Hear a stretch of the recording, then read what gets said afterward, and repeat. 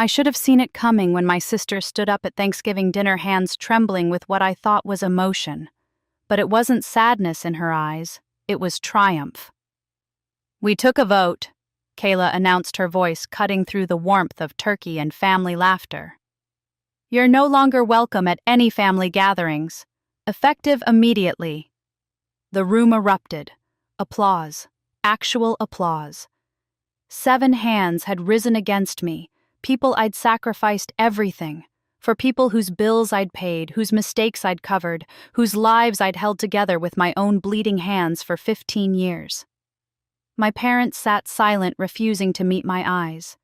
My sister's fiancé smirked like he'd just won a game I didn't know we were playing. They expected tears, begging.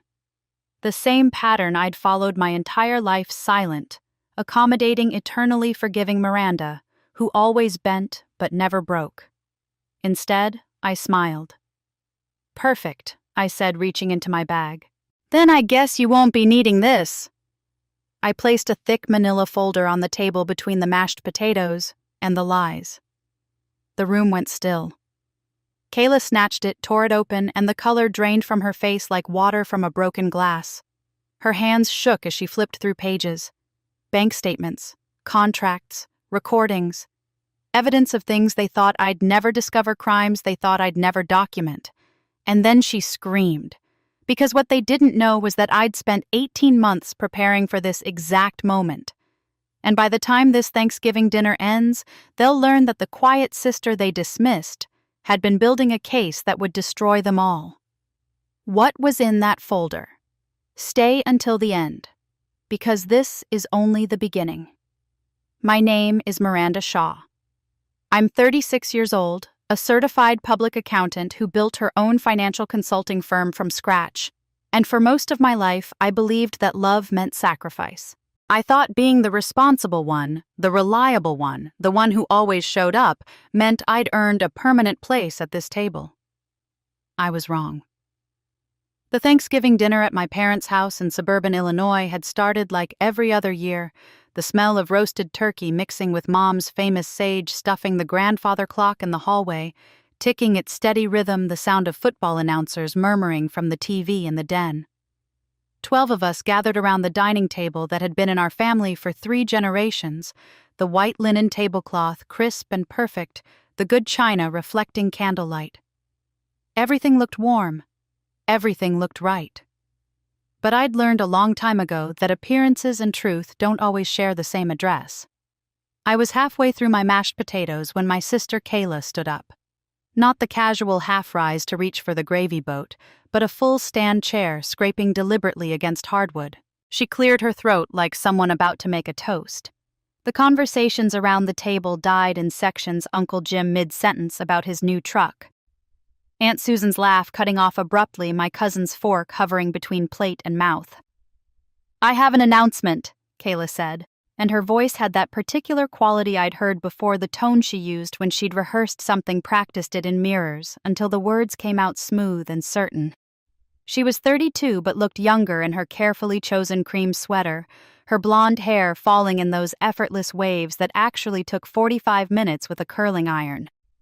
Her fiancé Trent sat beside her, his hand resting on the table in a way that seemed supportive but looked more like a handler keeping his client on script. "We've been talking," Kayla continued, and her eyes swept the room but never quite landed on me. "As a family, and we took a vote." She paused and I watched her hand rise like she was taking an oath in court, fingers straight, palm facing out. "You're no longer invited to any family events. Any of them. Effective immediately." The words hung in the air like smoke from a gun. For a split second I thought I'd misheard. Then the laughter started. Not uncomfortable chuckling, but actual laughter. My cousin Derek grinned like someone had told a joke he'd been waiting for. Uncle Jim nodded slowly as if this made perfect sense. And then the applause came, scattered at first, then building. 7 people raised their hands in agreement, one by one, like jurors delivering a unanimous verdict. I watched it happen in fragments, the way you see a car accident in slow motion. Aunt Susan's hand went up tentatively, her eyes darting to Kayla for approval. Derek's hand shot up confidently. Even Aunt Ruth, who I had always thought understood me better than the rest, kept her hands in her lap, but pulled her phone out, holding it low recording. Dad leaned back in his chair, arms crossed, refusing to raise his hand, but also refusing to look at me. Mom dabbed at her eyes with her napkin, but her hand stayed down too. Their silence felt worse than the votes against me. The room had transformed. The temperature seemed to drop 10 degrees. Glasses that had been raised in casual conversation now sat motionless condensation running down their sides. Forks hovered in midair as people froze watching. The grandfather clock's tick, usually buried under the noise of family gathering, suddenly became the loudest sound in the room, each second marked and measured like a countdown. Kayla was still standing, and I could see it now. This wasn't spontaneous emotion. This was a performance. The way she held her shoulders back, the way her voice projected just slightly louder than necessary, the way Trent's hand moved to her lower back in a gesture that looked like support, but felt like direction. They'd planned this, rehearsed it, probably multiple times, getting the timing right, making sure the words landed with maximum impact. They expected tears. They expected me to shrink, to apologize, to ask what I'd done wrong so they could list my failures one by one, while I absorbed the punishment the way I'd absorbed everything else for the past 15 years. They expected the Miranda. They knew the one who stayed quiet, who fixed problems without acknowledgement, who carried weight without complaint. Instead, I smiled. Not a big smile, not theatrical. Just a small upturn at the corners of my mouth that didn't quite reach my eyes. I set my fork down carefully, precisely the way I'd been trained to set down a pen after signing an important document. I folded my napkin and placed it beside my plate. Then I reached into the leather bag I'd kept beside my chair, the bag they probably assumed held my phone and keys and wallet, the ordinary contents of an ordinary person's ordinary life. I pulled out a burgundy manila folder thick enough that it bent slightly under its own weight, sealed with evidence tape across the closure. The kind of tape that shows if it's been tampered with, the kind used in legal proceedings. I held it for just a moment, feeling its heft, and then placed it in the center of the table between the serving dishes. "Perfect," I said, and my voice came out steady, almost clinical, the voice I used when presenting financial reports to clients. "Then I guess you won't need this." The folder sat there on the white tablecloth like a blood stain on snow, dark against light, impossible to ignore. Every eye in the room locked onto it. The laughter died completely. Someone's breath caught audibly. I didn't move to open it. Didn't explain it. Didn't make threats or speeches.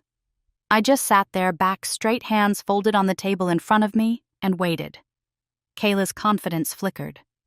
Just for a second, I saw uncertainty cross her face before the performance snapped back into place. Trent leaned forward slightly, his practiced real estate agent smile faltering at the edges.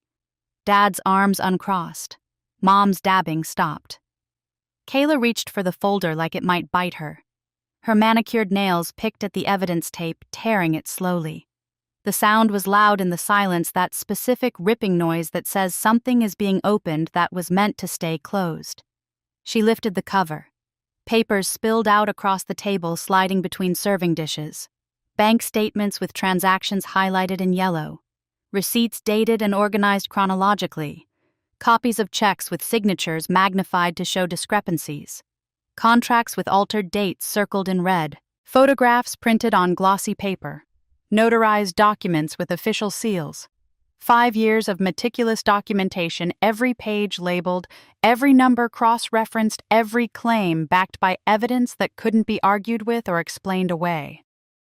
The color drained from Kayla's face like someone had pulled a plug.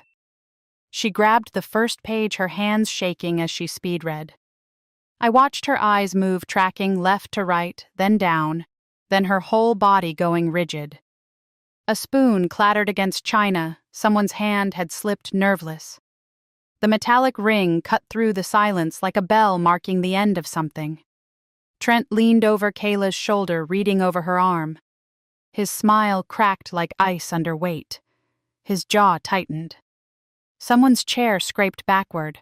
I think it was Derek putting distance between himself and whatever bomb had just been armed. Uncle Jim's face went from smug confidence to confusion to something that might have been fear. Kayla flipped to the second page, then the third faster, now her breathing shallow. The papers trembled in her grip. She made a sound not quite a word, more like air being forced from lungs. And then she screamed. Not a scream of anger. A scream of someone who'd just seen the ground open beneath them. And I just sat there, fingers still interlaced, watching the chaos I'd carefully constructed unfold exactly as I'd designed it to. Patient. Calm. Already 10 steps ahead while they were still trying to understand step 1. Because in one breath, in one awful crystallizing moment, they realized I was no longer someone they could dismiss. I suppose it's strange to say that watching my sister scream while holding evidence of her own betrayal felt like an ending, but really it was just the moment when everything I'd carried for 23 years finally became visible. The weight had always been there. People just hadn't been looking. It started when I was 13 and Mom's body began failing in ways that required surgery after surgery. Ovarian cysts, then a hysterectomy, then complications that brought her back to the hospital 3 more times that year. Dad worked long hours at the plant overtime whenever he could get it, and someone had to keep the house running. That someone was me. I learned to cook by reading the recipe cards Mom kept in a wooden box on the counter, her handwriting looping across index cards stained with decades of use. Meatloaf on Mondays, chicken casserole on Wednesdays, spaghetti on Fridays. I stood on a step stool to reach the stove and learned that browning meat requires patience, that pasta water should taste like the sea, that love can be measured in meals no one remembers eating. I kept a budget spreadsheet in a notebook I'd bought at the drugstore with my babysitting money. Income on the left, expenses on the right, running total at the bottom. Dad gave me cash each week for groceries, and I learned to make it stretch, learned which stores had sales, on which days learned that store-brand crackers taste the same as name-brand, if you don't think about it too hard. I coordinated Kayla's pickups from elementary school, making sure she got to dance class on Tuesdays and Girl Scouts on Thursdays, that her permission slips were signed and her lunch money was ready in an envelope each Monday morning. Kayla was 8 that year, still young enough to be the family's bright spot, the one thing that hadn't gone wrong. She had Mom's blonde hair and Dad's easy smile, and everyone treated her like sunshine in human form. Cheerleading came naturally. Homecoming court in high school felt inevitable. When college applications came around, I proofread every essay, caught every typo, made sure her scholarship paperwork went in on time. I told myself I was helping. I didn't realize I was teaching her that my labor was invisible, that some people worked while others were worked for, and that this was simply how the world divided itself. Dad's advice was always the same. Be tough, Miranda. Life doesn't give you what you want. It gives you what you can handle. So I became tough. I developed armor made of competence and silence, the kind that doesn't show cracks, even when you're breaking underneath. On the nights when I cried into my pillow, exhausted from a full day of school, followed by cooking and cleaning and budgeting and organizing, I made sure no one heard. Because being tough meant bearing weight alone. It meant not asking for help or acknowledgement. It meant understanding that my love language was action, paying bills, fixing problems, showing up even when my family's love language seemed to be words they never actually said to me. No one said thank you. No one said I see you. No one said what you're doing matters. The imbalance started innocent enough, born from genuine need during a genuine crisis. But crisis became routine, and routine became expectation, and expectation calcified into something I couldn't chip away, no matter how much I accomplished. Adult life didn't change the pattern, it just raised the stakes. I became a CPA because numbers made sense in ways people didn't. Numbers balanced, or they didn't. Numbers told the truth, even when mouths lied. I passed my certification exam on the first try, started working for a firm downtown, and within 6 years, I'd saved enough to start my own financial consulting business. Small at first, just me and a part-time assistant. But it grew because I understood something fundamental. People want someone they can trust with their money, and I'd been trustworthy since I was 13 years old. The money I made went to my family as naturally as water flows downhill. Mom's hospital bills from her ongoing health issues piled up even with insurance, so I paid them. $87,000 over 4 years transferred quietly from my business account to the hospital's billing department. When Dad's air conditioning died during a July heat wave, I paid for the replacement unit. $4,500 so he could sleep without sweating through his sheets. When Kayla's credit cards maxed out once in her 20s again, at 28 a third time at 30, I cleared them. $23,000 total spread across 3 bailouts each time, accompanied by her tearful promise that it wouldn't happen again. I never received real thanks. Just assumptions that I'd always be there, always catch them like a faucet that runs forever because no one's ever seen plumbing fail. I was infrastructure, not a person. Necessary but invisible. Expected but not appreciated. Everything changed in 2016 when a college friend I'd trusted asked me to co-sign a business loan. He had a great pitch, solid projections, promises that felt real because I wanted them to be. I signed. He forged my signature on additional documents I'd never seen, took out credit in my name, and disappeared when the payments came due. It took me 18 months and $12,000 to clean up that mess, and when it was over, I made myself a promise never again would I sign anything without documentation. Never again would I trust without verification. Illinois is a one-party consent state, which means I could legally record any conversation I was part of. So I started. A small digital recorder I kept in my purse activated whenever anyone in my family wanted to discuss money or favors or anything that might need remembering later. I photocopied every check before mailing it. I saved every text message, every email, every receipt. Not because I was paranoid, because I'd learned that people's memories become selective when accountability arrives and numbers don't lie even when everyone around them does. My philosophy became my prison: keep family together through actions, not words. Stay quiet, stay helpful, stay essential. But invisible labor doesn't make you valued, it makes you the floor everyone walks on without looking down. I learned to swallow small injustices, telling myself that peace was worth the cost of silence. But peace built on one person's swallowing isn't peace at all. It's just endurance dressed up in prettier clothes. I told myself that being needed meant being loved. That if I could just be indispensable enough, eventually they'd see my worth. But by Thanksgiving 2024, sitting at that table with 7 hands raised against me, I finally understood the truth I'd been avoiding for decades. They didn't need me. They needed my resources, my signature, my silence, my willingness to be used. There's a difference between being essential and being expendable, and I'd confused the two for most of my life. And then, one night, 3 months before that Thanksgiving dinner, they asked me to sign something I could never forgive. They called it a family meeting, which should have been my first warning. In our family meetings meant decisions had already been made, and I was being invited to rubber stamp them with my signature and my silence. This one happened on a Tuesday evening in August, 3 months before that Thanksgiving dinner. They arrived at my house at 7 o'clock, Mom, Dad, Kayla, and Trent, her fiancé of 6 months who I'd met exactly twice before and didn't trust for reasons I couldn't yet articulate. My dining room had hosted countless family meals over the years. I'd bought the oak table specifically because it was large enough for everyone, because I'd imagined holidays and birthdays and ordinary Sundays where we'd gather and belong to each other in ways that felt real. The evening sun came through the windows at an angle that made the wood glow warm, and I'd set out water glasses and notepads like this was a business consultation because that's what my instincts told me this would become. Trent took the lead immediately, which should have been my second warning. He was 34, handsome in that practiced way of men who've learned to weaponize charm with real estate credentials, and a smile that looked expensive because it probably was veneers whitening the works. He'd brought a laptop and a folder of his own glossy printouts that he spread across my table like a card dealer showing a winning hand. "Miranda, we're here to talk about the future." He began, his voice smooth as showroom floors. Kayla's future specifically. and how this family can come together to support something really special.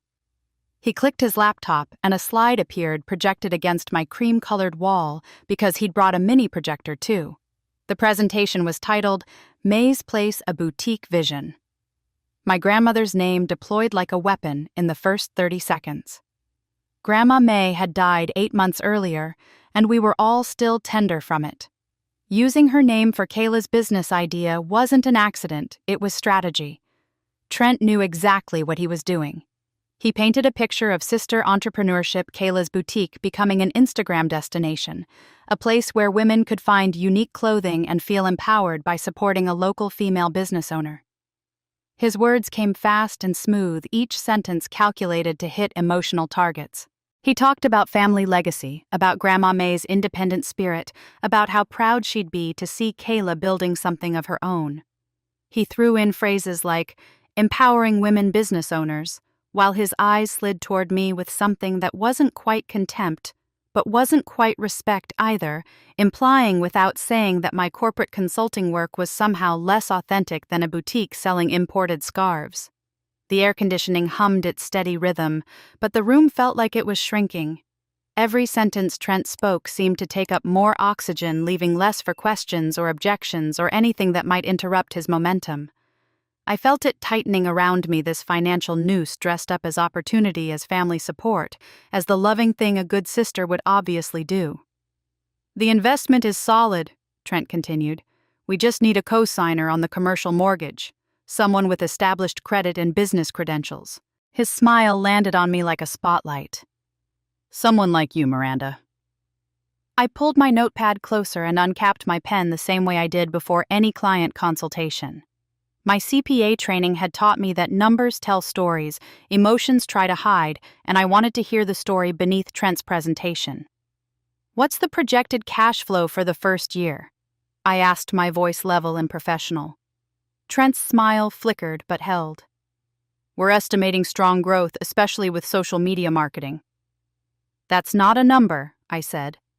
What's the monthly operating expense, rent, utilities, inventory, insurance, payroll? He waved his hand in a gesture meant to convey that such details were premature. We're still finalizing those projections. What's your contingency reserve? 3 months, 6 months? Miranda, you're getting stuck in the weeds, he said, and his charm was developing an edge, now irritation showing through the polish. This is about vision, about family, supporting family. I turned to Kayla, who'd been silent through Trent's entire presentation. Have you done a market analysis? What's the competitive landscape for boutiques in the area? What's your unique value proposition? Kayla's face pinched into the expression I'd seen since she was 8 years old, the one that meant she was about to make everyone else responsible for her disappointment. See, this is exactly what I knew you'd do. You always need to control everything. You can't just be happy for me. You can't just support your own sister without turning it into some kind of interrogation. Mom and Dad sat at the far end of the table, heavy as bookends, saying nothing but radiating expectation. They didn't have to speak. Their presence was the message. They were here as witnesses to my expected compliance, as the weight that would tip the scales toward yes. Dad's arms were crossed, his jaw set, in that way that meant he'd already decided what the right answer was. Mom looked down at her hands folded in her lap, the same way she'd looked down through 1,000 small injustices in our family history. I saw the trap's architecture clearly now. No numbers, no projections, no actual business plan, just emotions, just family obligation, just the assumption that I'd yield the way I always had. They'd grown so comfortable with my pattern of reluctant agreement, followed by silent resentment, that they'd stopped preparing real answers. They expected the same old Miranda, the one who swallowed her concerns and signed whatever was put in front of her, because keeping peace was easier than standing firm. But the meeting notes I was taking weren't just notes. They were documentation. Every deflection, every non-answer, every emotional manipulation was going into my record. The small digital recorder in my cardigan pocket was capturing every word legal in Illinois insurance against memories that would inevitably become selective. The smile I wore, wasn't surrender. It was armor I'd learned to polish until it reflected back whatever people wanted to see while hiding everything I actually felt. For the first time in my adult life, I said the word I'd been trained since childhood never to say. No. The single syllable landed like a stone in still water. The room's temperature seemed to drop 10 degrees. Kayla's expression shifted from pouting disappointment to something darker storm clouds gathering in her eyes. Trent's practiced smile cracked at the corners, and underneath it, I glimpsed something calculating and cold, the real face beneath the real estate agent charm. Dad shifted in his chair, uncrossing his arms, and then crossing them again, uncomfortable with a script that wasn't following the expected lines.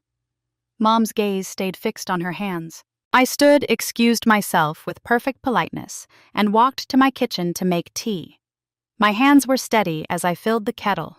Steady as they were when I balanced accounts that were off by pennies, steady because I'd learned long ago that showing emotion was the same as showing weakness in a family that mistook silence for strength.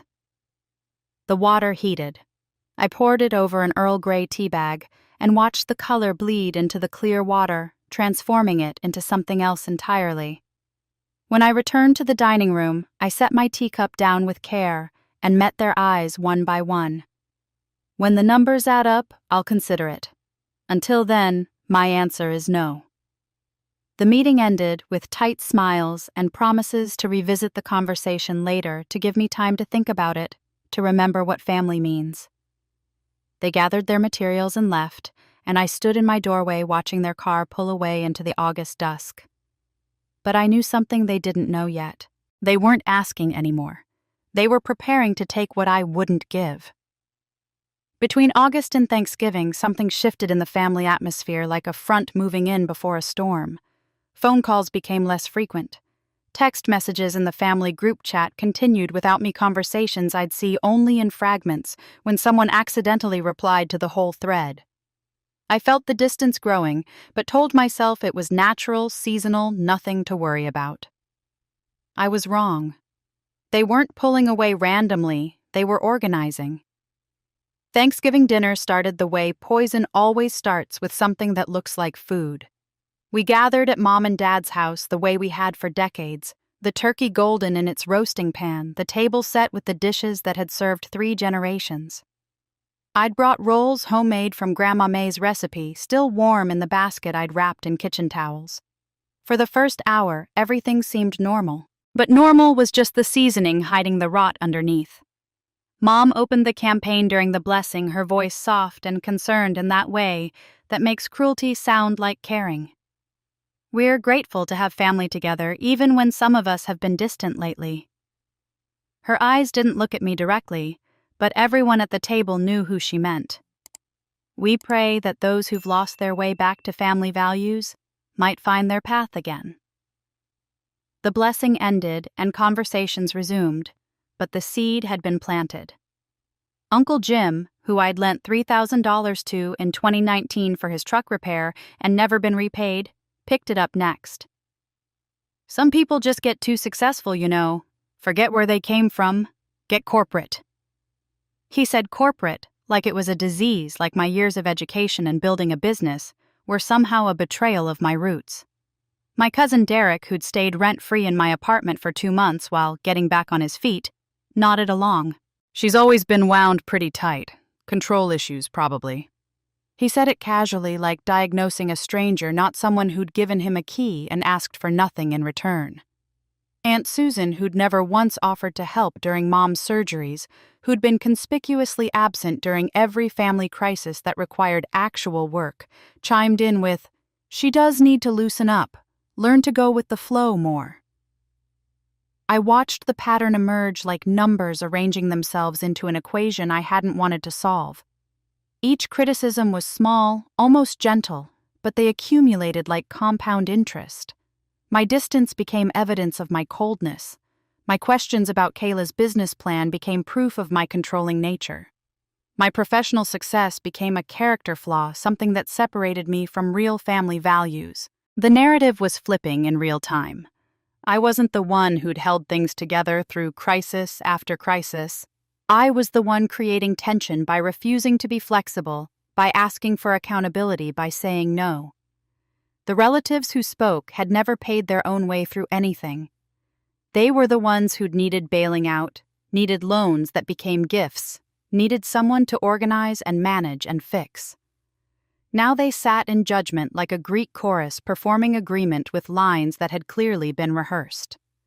The complaints were too similar, too coordinated. Someone had workshopped this, refined the talking points, distributed the script. Only Aunt Ruth remained quiet. She sat at the far end of the table, Dad's older sister, the one who'd always seemed to see things other people missed. Her eyes met mine across the turkey and stuffing, and something passed between us, not pity, but recognition. Like she was trying to transmit a message through silence, an invisible safety line thrown across the wreckage of a family dinner that had become something else entirely. Then Kayla stood. Not the casual rising to refill a glass or reach for more gravy, but a formal stand, deliberate and rehearsed. She cleared her throat and waited for silence, waited for all eyes to turn to her.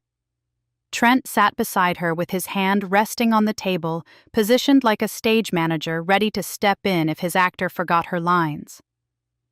"I think we need to address something as a family," Kayla said, her voice carrying that particular quality of someone who'd practiced this speech, who'd stood in front of mirrors perfecting the tone of regretful necessity. "Miranda's behavior has been affecting all of us. The negativity, the refusal to support family dreams, the judgment." She paused for effect. "So we talked, and we think it's time for a vote." Her hand rose, first palm out, fingers together like taking an oath. "All in favor of Miranda no longer being welcome at family gatherings until she changes her attitude and learns to be part of this family again." The hands went up in sequence, choreographed whether they knew it or not. Derek's shot up immediately, eager.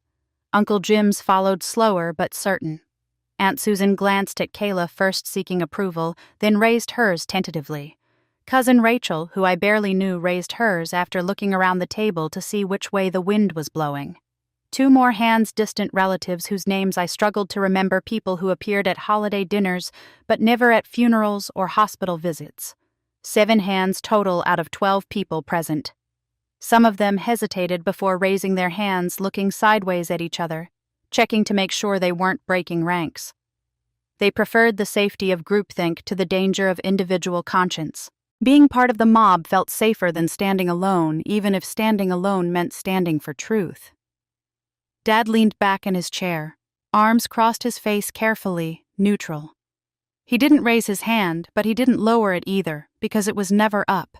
He just leaned back and refused to look at me, refused to meet my eyes, his abstention somehow cutting deeper than the raised hands. At least the raised hands took a position. Dad's silence was cowardice dressed as neutrality. Mom dabbed at her eyes with her napkin, playing the role of the mother torn between children, but she didn't vote no. She didn't stand up and say this was wrong. She just dabbed her eyes and let it happen. Let them vote on my existence in the family, like I was a budget item that could be cut to balance their emotional books. Kayla's face held something I recognized from childhood, that particular expression when she got exactly what she wanted, triumph trying to disguise itself as reluctant concern. "I'm sorry it came to this," she said, and she wasn't sorry at all. "But we have to protect our family dynamic." The room had completed its transformation from dining room to kangaroo court. There was a jury, a verdict, a sentence. The only thing missing was a defense, but I hadn't been offered one. This wasn't a trial, it was a predetermined outcome with theatrical presentation. I didn't beg, didn't cry or argue or ask what I'd done to deserve this. I simply looked at each face one by one, cataloging them like a photographer documenting a crime scene. Who raised their hands? Who looked away? Who stayed silent? I was taking inventory of loyalties, mapping the battlefield, understanding exactly who stood where, when it mattered. I set down my fork with care, the silver resting perfectly parallel to the edge of my plate.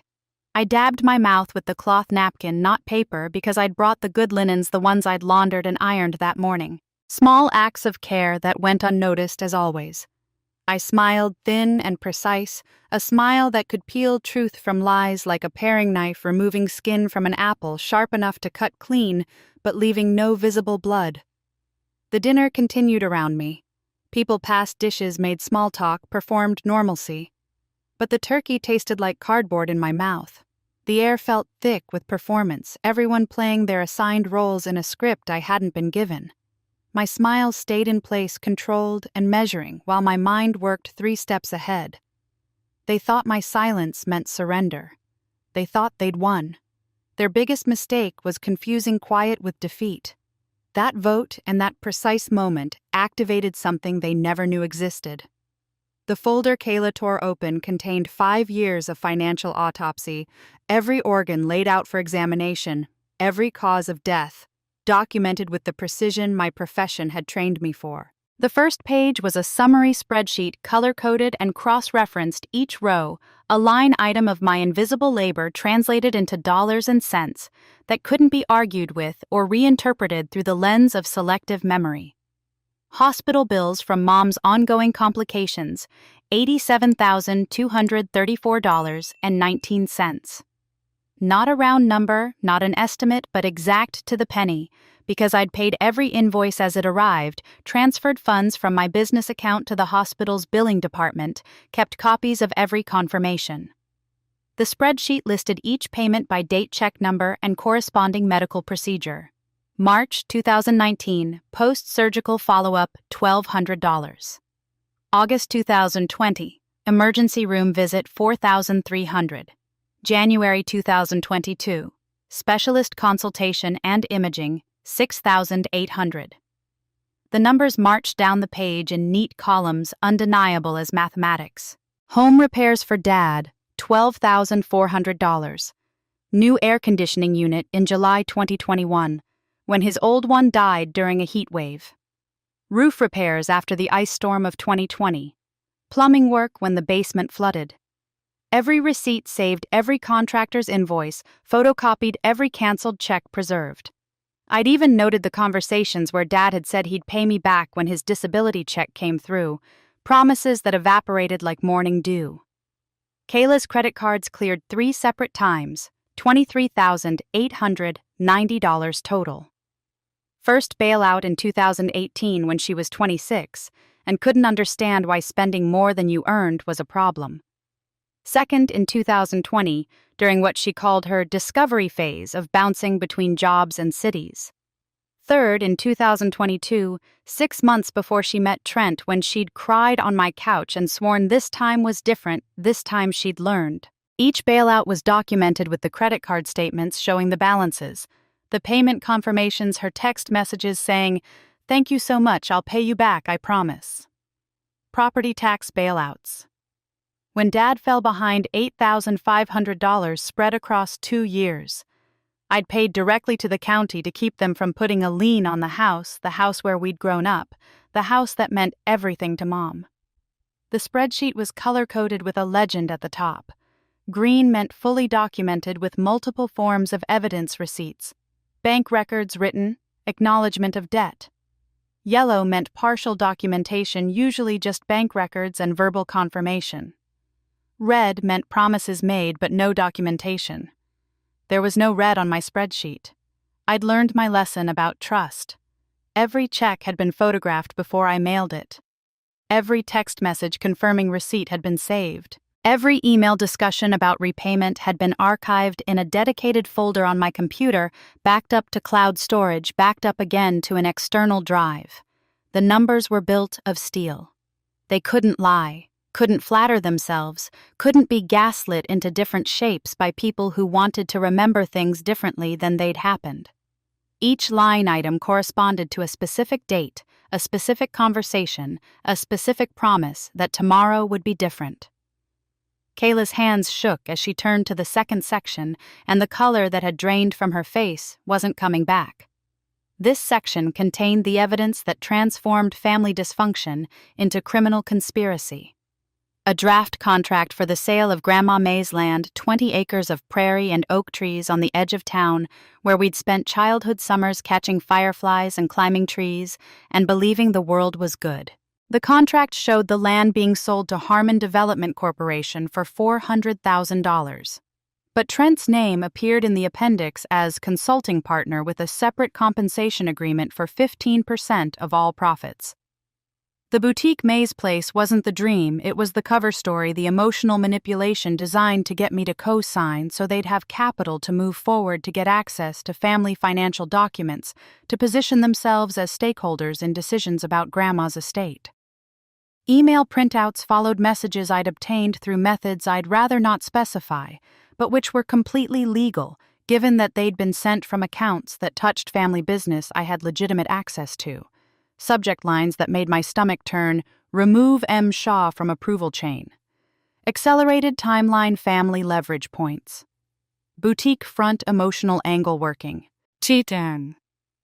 A confidential assessment from Harmon Development showed the land's real value at $680,000, undervalued by 40% in the contract Trent had drafted. The real profit margin was hidden in appendices and fine print. The kind of details that people who don't read contracts carefully never notice.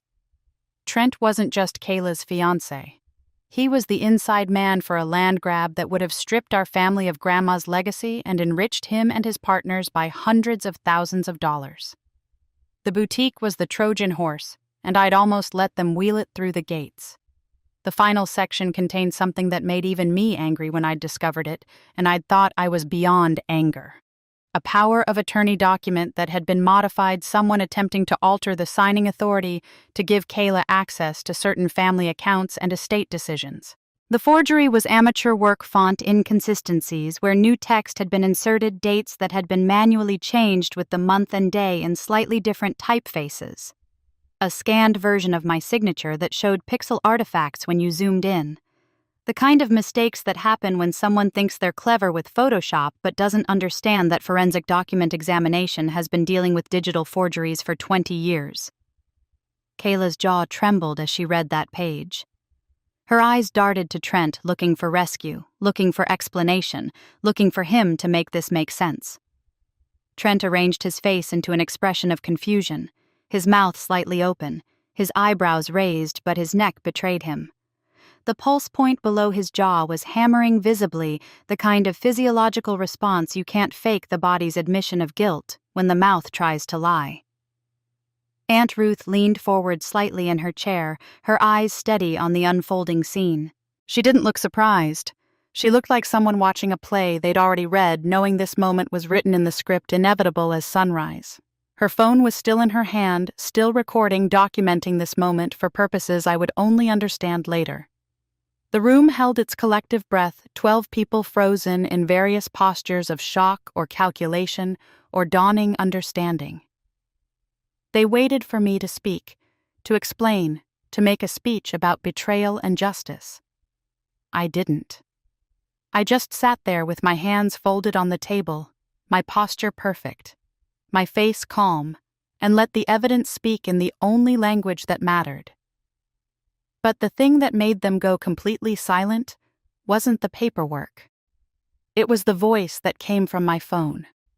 I reached for my phone, which I'd placed face down beside my plate before dinner began, and unlocked it with deliberate slowness. My movements were careful, measured, giving them time to understand that what was coming next would be worse than numbers on a spreadsheet. Numbers could be disputed, reframed, explained away by people skilled in emotional manipulation. But voices carried truth in a way that couldn't be edited by memory or softened by time. I pulled up the audio file dated May 17, 2024, 6 months before this Thanksgiving dinner, and turned the volume up loud enough for everyone at the table to hear clearly. The recording was completely legal. Illinois is a one-party consent state, which means I had every right to record any conversation I was part of, and I'd been recording important family discussions since 2016, when that college friend taught me what trust without documentation could cost. I'd learned to protect myself not from paranoia, but from experience, and that protection was about to justify itself in ways I'd never wanted.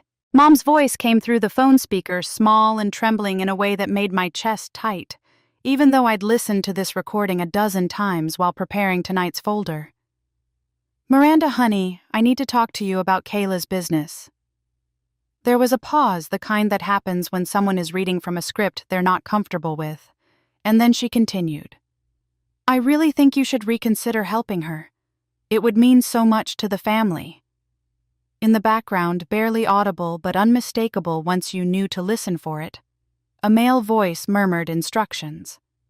I couldn't make out the exact words on this recording, but I had a longer version saved on my laptop where the prompting was clearer. Trent's voice feeding Mom her lines like a stage director hovering in the wings. Mom's voice continued cracking slightly. I'm so sorry, sweetheart. He said it would help Kayla get started and I just wanted to help. You know how I worry about her. The genuine affection in her words made everything worse, not better. This wasn't a villain manipulating for personal gain. This was my mother scared and confused and desperate to help one daughter being used as a weapon against the other. She'd been recruited into their scheme through her own love turned into an instrument of manipulation because Trent understood that the fastest way to my signature was through my mother's voice, asking for help. The recording continued for another 30 seconds, Mom's increasingly uncomfortable attempts to convince me to co-sign for the boutique loan, her voice getting smaller and more uncertain with each sentence, as she realized I wasn't responding the way she'd been told I would. Then the audio cut off. The room's emotional center collapsed like a building with its supports removed. Several people's eyes darted involuntarily toward Trent, then quickly away down to their plates, to their hands anywhere but at the man who'd just been exposed manipulating a woman with ongoing health issues and a history of trusting too easily. The feeling in the room was like cold wind coming through a window left barely open. Not a dramatic gust, but a steady chill that worked its way into your bones, making you understand that the temperature had changed permanently. My finger hovered over the phone's screen. The audio file was 3 minutes and 47 seconds long. I'd only played the first minute. The rest contained Mom breaking down, her voice dissolving into tears, saying, I don't know what I'm doing anymore. I just want everyone to be happy. I don't understand why this is so hard. It contained her admitting that Trent had visited her 3 times to practice the call, that he'd told her exactly what words would work on me, that she felt like she was betraying me, but didn't know how to say no to helping Kayla. I made a choice in that moment, my finger touching the screen to stop the playback. I clicked the phone off and folded it closed, setting it down beside my water glass with the same care I'd used for everything else tonight. I chose to protect my mother from further humiliation, to spare her the public exposure of her complete breakdown on that phone call. She'd been used, manipulated, weaponized by someone who understood that mothers will do almost anything to keep peace between their children, even when keeping peace means enabling theft. I would keep that portion of the truth private, would let it stay between Mom and me, would allow her the dignity of not having every tear and moment of confusion played out in front of relatives who'd use it as gossip for years. The truth would find them anyway in silence, in sleepless nights, in the moments when they looked in mirrors and had to reconcile the people they'd been tonight with the people they wanted to believe they were. I'll let the law and time say the rest. I said, my voice surgical in its precision, cutting away only what needed to be removed and leaving everything else intact. No threats about litigation, no yelling, no dramatic declarations. I simply stated a fact: this was now a legal matter. And legal matters proceed on their own timeline, independent of emotion or family pressure or attempts at reconciliation that weren't backed by actual change. I understood something they were still learning. What I held was ledgers and evidence documentation and timestamps, the kind of proof that courtrooms respect. What they held was emotional chaos, anger and fear and desperation, and the sudden understanding that actions have consequences. But chaos comes and goes like summer storms, loud and dramatic, but temporary. Numbers remain standing like mile markers on a highway, permanent fixtures that don't move just because you're upset about where they're positioned. I wouldn't burn my mother at this table. I wouldn't play the rest of that recording, wouldn't expose every vulnerable moment she'd had on that phone call, wouldn't turn her into entertainment for relatives who'd failed to support her during every actual crisis she'd faced. But I also wouldn't let Trent hide behind her, wouldn't let him use her confusion and love as a shield against accountability. The boundary was clear: justice would proceed through proper channels, but cruelty wouldn't be my weapon. I could pursue what was right without becoming what was wrong. Dad's hand shook as he reached for his water glass, lifting it to his mouth and then setting it down without drinking the water, sloshing slightly against the sides. His face had gone gray, the color of old newspaper, and for the first time since this dinner began, he looked directly at me. What he saw in my expression, I don't know, but whatever it was made him look away quickly, back down to his plate where his turkey sat untouched and cooling.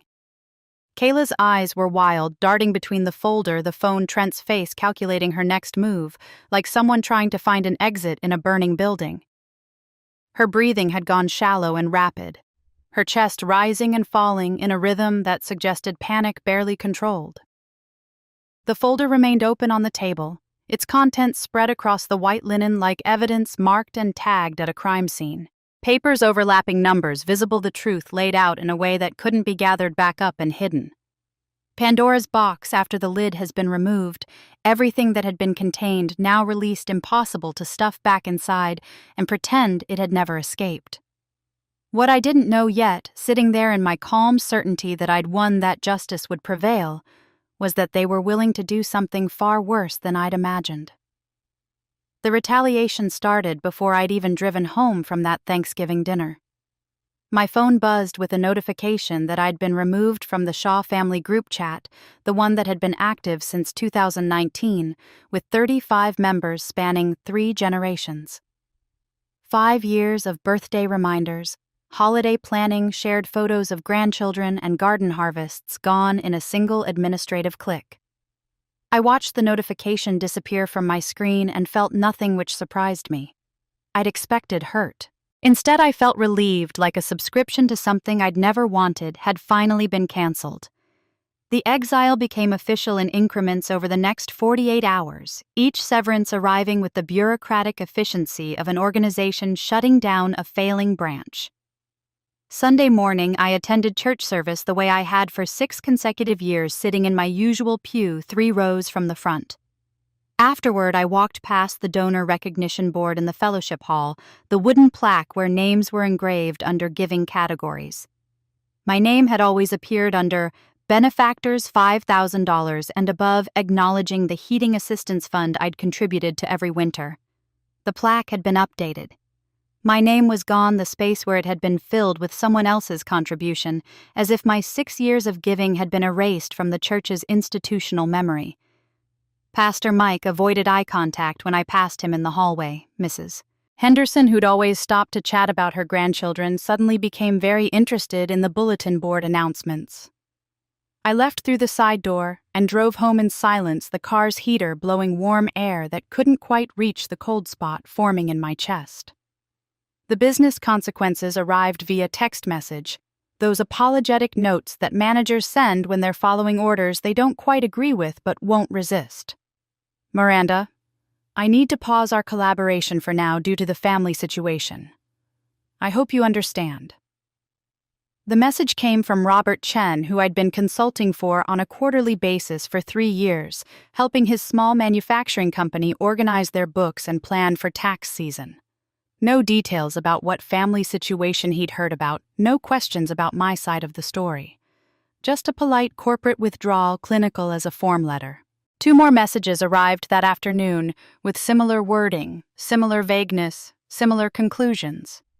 The messages felt cold as past due invoices, transactional and final. I made my morning coffee the next day and stood at my kitchen window watching the season's first snowfall in fat, lazy flakes that accumulated on the brown grass. The neighborhood was quiet, the kind of November silence that comes before winter truly arrives. I wondered if peace also chooses where to land the way snow does, selective about which surfaces it graces and which it passes over. Some ground receives the blessing of covering, other ground stays bare and exposed. Kayla's social media became a carefully curated narrative of victimhood and resilience. The posts appeared on Instagram and Facebook within days of Thanksgiving, each one precisely calculated to hit emotional notes without providing actual information. Sometimes you have to say goodbye to toxic energy, even when it wears a familiar face. Choosing peace over control. Protecting my dreams and my future family. The post included a photo of Kayla mom and dad standing together in mom and dad's living room, all three smiling, looking united and whole, as if they'd closed ranks around an empty space and discovered they were stronger without it. The photo had been taken at an angle that made it clear someone was missing from the family portrait, a deliberate absence that viewers would notice and ask about. The posts gained traction the way vague accusations always do. People who loved narratives more than truth clicked the little heart icon and left comments like, "You deserve happiness," and "Proud of you for setting boundaries." And family isn't always blood. They were supporting a story they'd invented to fill in the blanks. Kayla had left a story where she was the hero and I was the villain, and nobody bothered to ask for evidence because the performance was satisfying enough. One of my smaller consulting contracts was terminated the following week.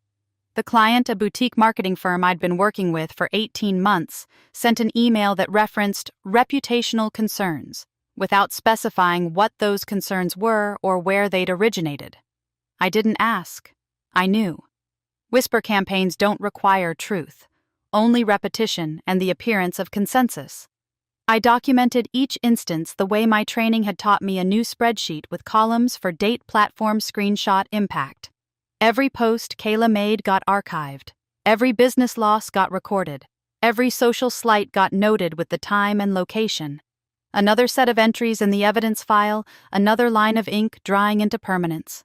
I didn't respond, publicly, didn't craft my own social media defense, didn't try to tell my side of the story in Instagram captions or Facebook posts. In accounting, you don't argue with ledger entries. You simply record them accurately and let the numbers tell their own story when the audit comes. On the 5th day after Thanksgiving, a knock came at my front door. I opened it to find Aunt Ruth standing on my porch holding a box I recognized immediately. Grandma May's old tin box, the one that had sat on her bedroom dresser for as long as I could remember. The exterior was scratched from decades of handling the painted floral pattern worn at the corners where hands had gripped it most often. But the way Ruth held it careful and reverent suggested the contents had substance beyond sentiment. "When people burn ledgers," Ruth said, stepping inside without waiting for invitation, "they forget that some records aren't made of paper." Her voice carried an authority I'd heard only a few times before, the tone of someone who'd watched this particular play perform itself across generations and knew exactly how each act would unfold. I took the box from her hands and felt its weight heavier than its size suggested, and carried it to my oak dining table. The same table where I'd hosted family meals, where I'd worked late nights on client accounts, where I'd prepared the burgundy folder that had detonated at Thanksgiving dinner. I set the box down carefully and listened to the wall clock on my living room wall tick its steady rhythm, each second a quiet ally whispering that truth has patience, that time moves in favor of those who can wait. Ruth stayed for tea. We sat across from each other, steam rising from our cups, and she said nothing more about the box, or its contents, or why she'd brought it now. But her presence was its own statement. You are not alone. Sometimes the smallest gestures form the strongest structural supports, more reliable than grand promises or dramatic declarations. A cup of tea shared. A box delivered. A silence that says I see you when everyone else has looked away. Inside that box wasn't just memorabilia. It was power. After Ruth left, I sat alone at my dining table with the tin box between my hands, feeling its weight and history before opening it. The metal was cool to the touch. The painted flowers on its lid faded to soft pastels from decades of light and handling. I'd seen this box on Grandma May's dresser every time I'd visited her house, sitting among her jewelry and reading glasses, and the small porcelain figures she'd collected. I'd never thought to ask what was inside because some things feel too private to question too much, like intruding on the quiet spaces where a person keeps their most important thoughts. I lifted the lid carefully, the hinges creaking slightly with age. Inside, on top of everything else, lay a handwritten letter on thick, cream-colored stationery, the kind with a subtle texture that told you it had been chosen deliberately purchased for its quality and permanence. The fountain pen ink was still bold and dark despite the years Grandma's handwriting immediately recognizable with its careful loops and firm downstrokes. The date at the top read March 15, 2020, 3 years before she died in May 2023. To the grandchild who carries the most while receiving the least recognition. The letter began, and I had to stop reading for a moment because my vision blurred with tears. I hadn't given myself permission to cry since Thanksgiving. I blinked them away and continued. If you're reading this, Miranda, it means the patterns I've watched for years have finally reached their breaking point. I've seen how you hold this family together. I've seen how they take without thanking, how they lean without supporting, how they assume your strength means you don't need care. I've seen it because I lived it once myself in different circumstances, but with the same weight. The letter continued for 2 full pages, Grandma's voice coming through as clearly as if she were sitting across from me at this table. She wrote about establishing a discretionary trust, specifically for the one who holds the family together when everyone else pulls apart. She wrote about watching family dynamics shift over the years, seeing entitlement grow where gratitude should have been, seeing my contributions become invisible through repetition. She wrote about wanting to protect me in ways she wished someone had protected her decades earlier. The tone was firm but warm legal strategy, written in the language of grandmother's love instructions, left behind by someone who understood that justice sometimes needs structure to survive sentiment. Beneath the letter lay a small brass key tarnished slightly with age but solid and real. It caught the light from my dining room fixture, reflecting back a promise I was only beginning to understand. There was also an old photograph. The colors slightly faded, showing Grandma standing in her garden with one hand on her hip and her eyes smiling with that particular expression. She'd had the look of someone who knew more than she said, who saw patterns others missed, who left instructions because she understood that knowledge is worthless if it dies with you. Aunt Ruth had remained quiet while I read, sipping her tea and giving me space to absorb what Grandma had written. When I finally looked up, Ruth set her cup down and began to explain with the precision of someone who'd been waiting years to have this conversation. Your grandmother worked with an estate attorney in 2020, Ruth said. Not the family lawyer who handled the basic will, but a specialist in estate planning and trust law. She spent months getting the structure exactly right. Ruth pulled a folder from her bag, legal documents that mirrored and expanded on what Grandma's letter had introduced. You're specifically named as the steady hand, the person who provided over 60% of financial and caregiving support to family members for 5 consecutive years. That's not an estimate, it's a provable threshold, and your documentation from Thanksgiving proves it easily. I thought about the spreadsheets in my burgundy folder, the bank statements and receipts and canceled checks.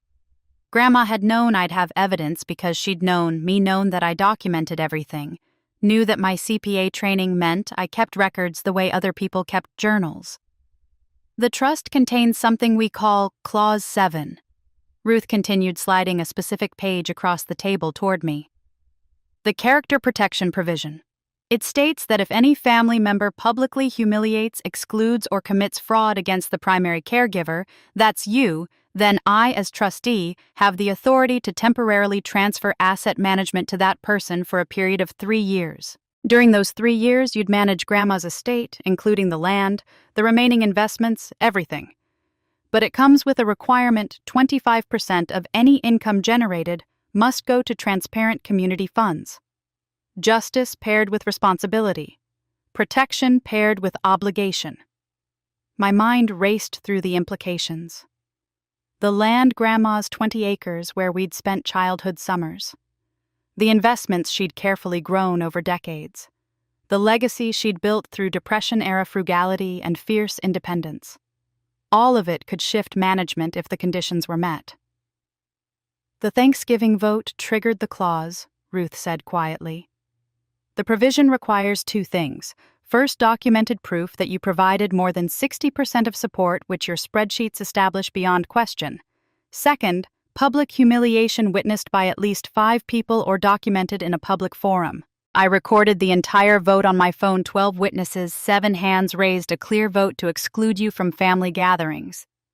That constitutes public humiliation under the trust's definitions. She let that settle for a moment before continuing. I've already notified the estate attorney.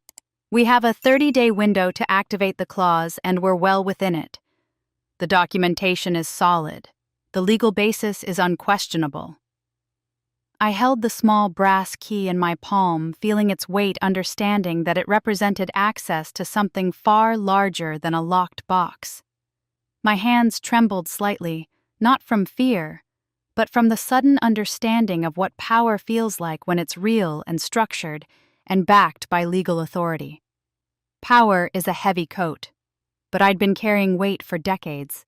This was just a different kind, a different shape that would sit on my shoulders in new ways.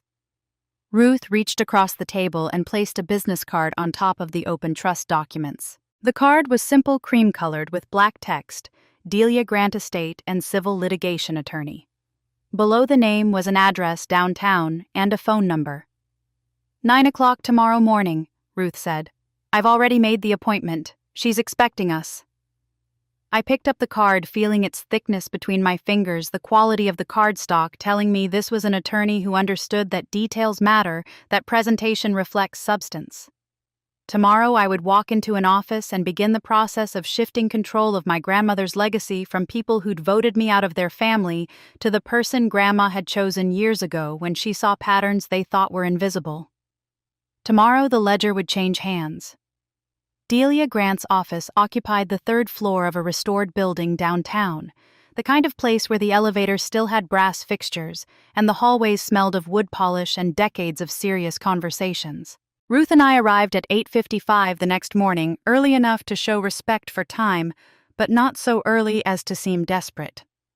The receptionist led us to a corner office with tall windows overlooking the street, and Delia stood to greet us with a handshake that was firm without being performative. She was mid-50s with a steel gray bob cut precisely at her jawline and eyes that assessed without judging. Her voice wasted no syllables, each word chosen for efficiency and impact.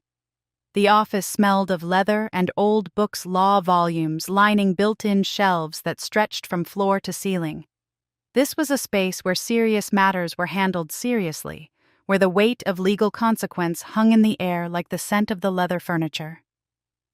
"Document don't detonate," Delia said, after Ruth had explained the situation, and I'd provided copies of everything from the burgundy folder. She pulled out a yellow legal pad and began taking notes in handwriting so precise it looked like typeface.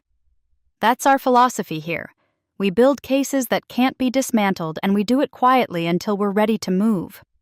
She looked up at me with those assessing eyes. "Your documentation is excellent. Most clients come to me with emotions and assumptions. You've brought me a prosecutable case." She outlined the roadmap with the systematic clarity of someone who'd walked this path many times before. First, demand letters to Kayla and Trent for repayment of the documented debts, giving them 30 days to respond with a payment plan or face civil litigation. Second, cease and desist warnings regarding the social media defamation campaign, putting them on notice that further false statements would result in legal action. Third, preparation of subpoenas for financial records related to Grandma May's estate and any transactions involving Trent's development connections.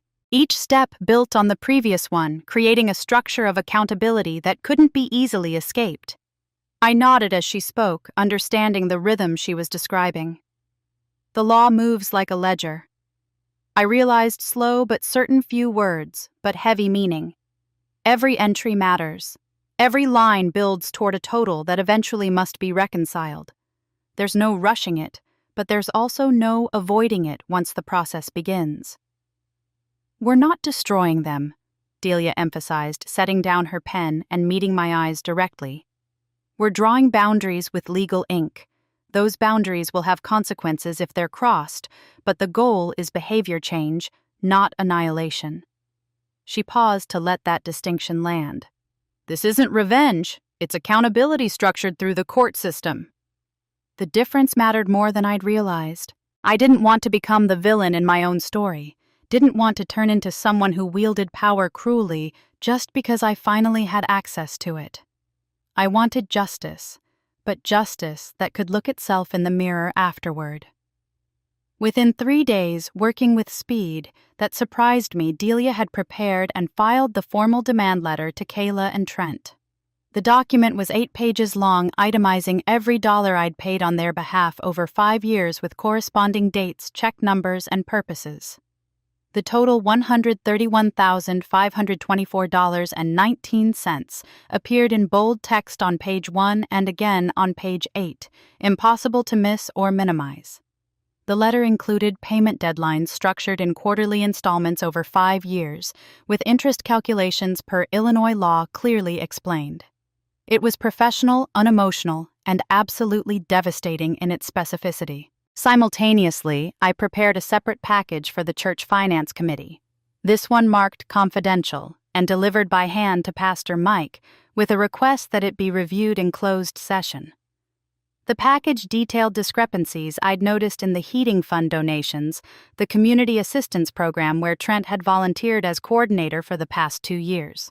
No accusations, no inflammatory language, just numbers laid out in spreadsheets, dates of donations. I'd made copies of my canceled checks, and the amounts that had been reported to the congregation versus the amounts actually deposited. The math didn't match. Someone had been skimming, and the pattern of discrepancies aligned perfectly with the months Trent had been handling the donations. The elegance of justice, I was learning, lives entirely in its details. You don't need to shout or accuse or make dramatic presentations. You just need to show that 2 + 2 = 4 and let people draw their own conclusions when someone has been reporting it as 3. Delia reviewed every page of both documents before they were sent her red pen, marking tiny corrections and suggestions. "This is textbook," she said, finally signing off on the demand letter. "They'll have no credible defense. The question isn't whether they owe you, the question is whether they'll pay voluntarily or wait for a judge to order it." I felt no satisfaction when we dropped the demand letter in the mail, no sense of triumph or vindication. I felt only completion, the same feeling I got when a stubborn account finally reconciled after hours of searching for a misplaced decimal point. Everything was where it should be now. The numbers balanced. The truth was documented. What happened next would depend on their choices, not mine. The strategy Delia and I agreed on was containment, not destruction. My goal wasn't to take them down in some public spectacle, wasn't to humiliate them the way they'd humiliated me. I wanted to establish enforceable boundaries, lines they couldn't cross without facing real consequences. Not humiliation for its own sake, but responsibility for actions taken. "Do not argue on social media," Delia warned me as we finished our second meeting. "Do not engage with provocations, no matter how personal they get. Do not try to defend yourself in the court of public opinion. Let the paper trail speak. Let the legal process do its work." I took her advice seriously. That evening, I disabled notifications on my phone for all social media apps. I couldn't control what Kayla posted or what lies gained traction among people who preferred drama to documentation, but I could control my response, which was to have no response at all. Instead, I watered my houseplants, those small acts of normalcy that grounded me to routines that existed before this crisis and would continue after it. I made dinner just for myself and ate it slowly while reading a novel that had nothing to do with family or money or justice. I chose structured silence over useless noise. I understood now that in the courtroom of public opinion, everyone yells and the loudest voice wins temporarily. But in an actual courtroom, documents speak in whispers that judges hear more clearly than any amount of emotional performance.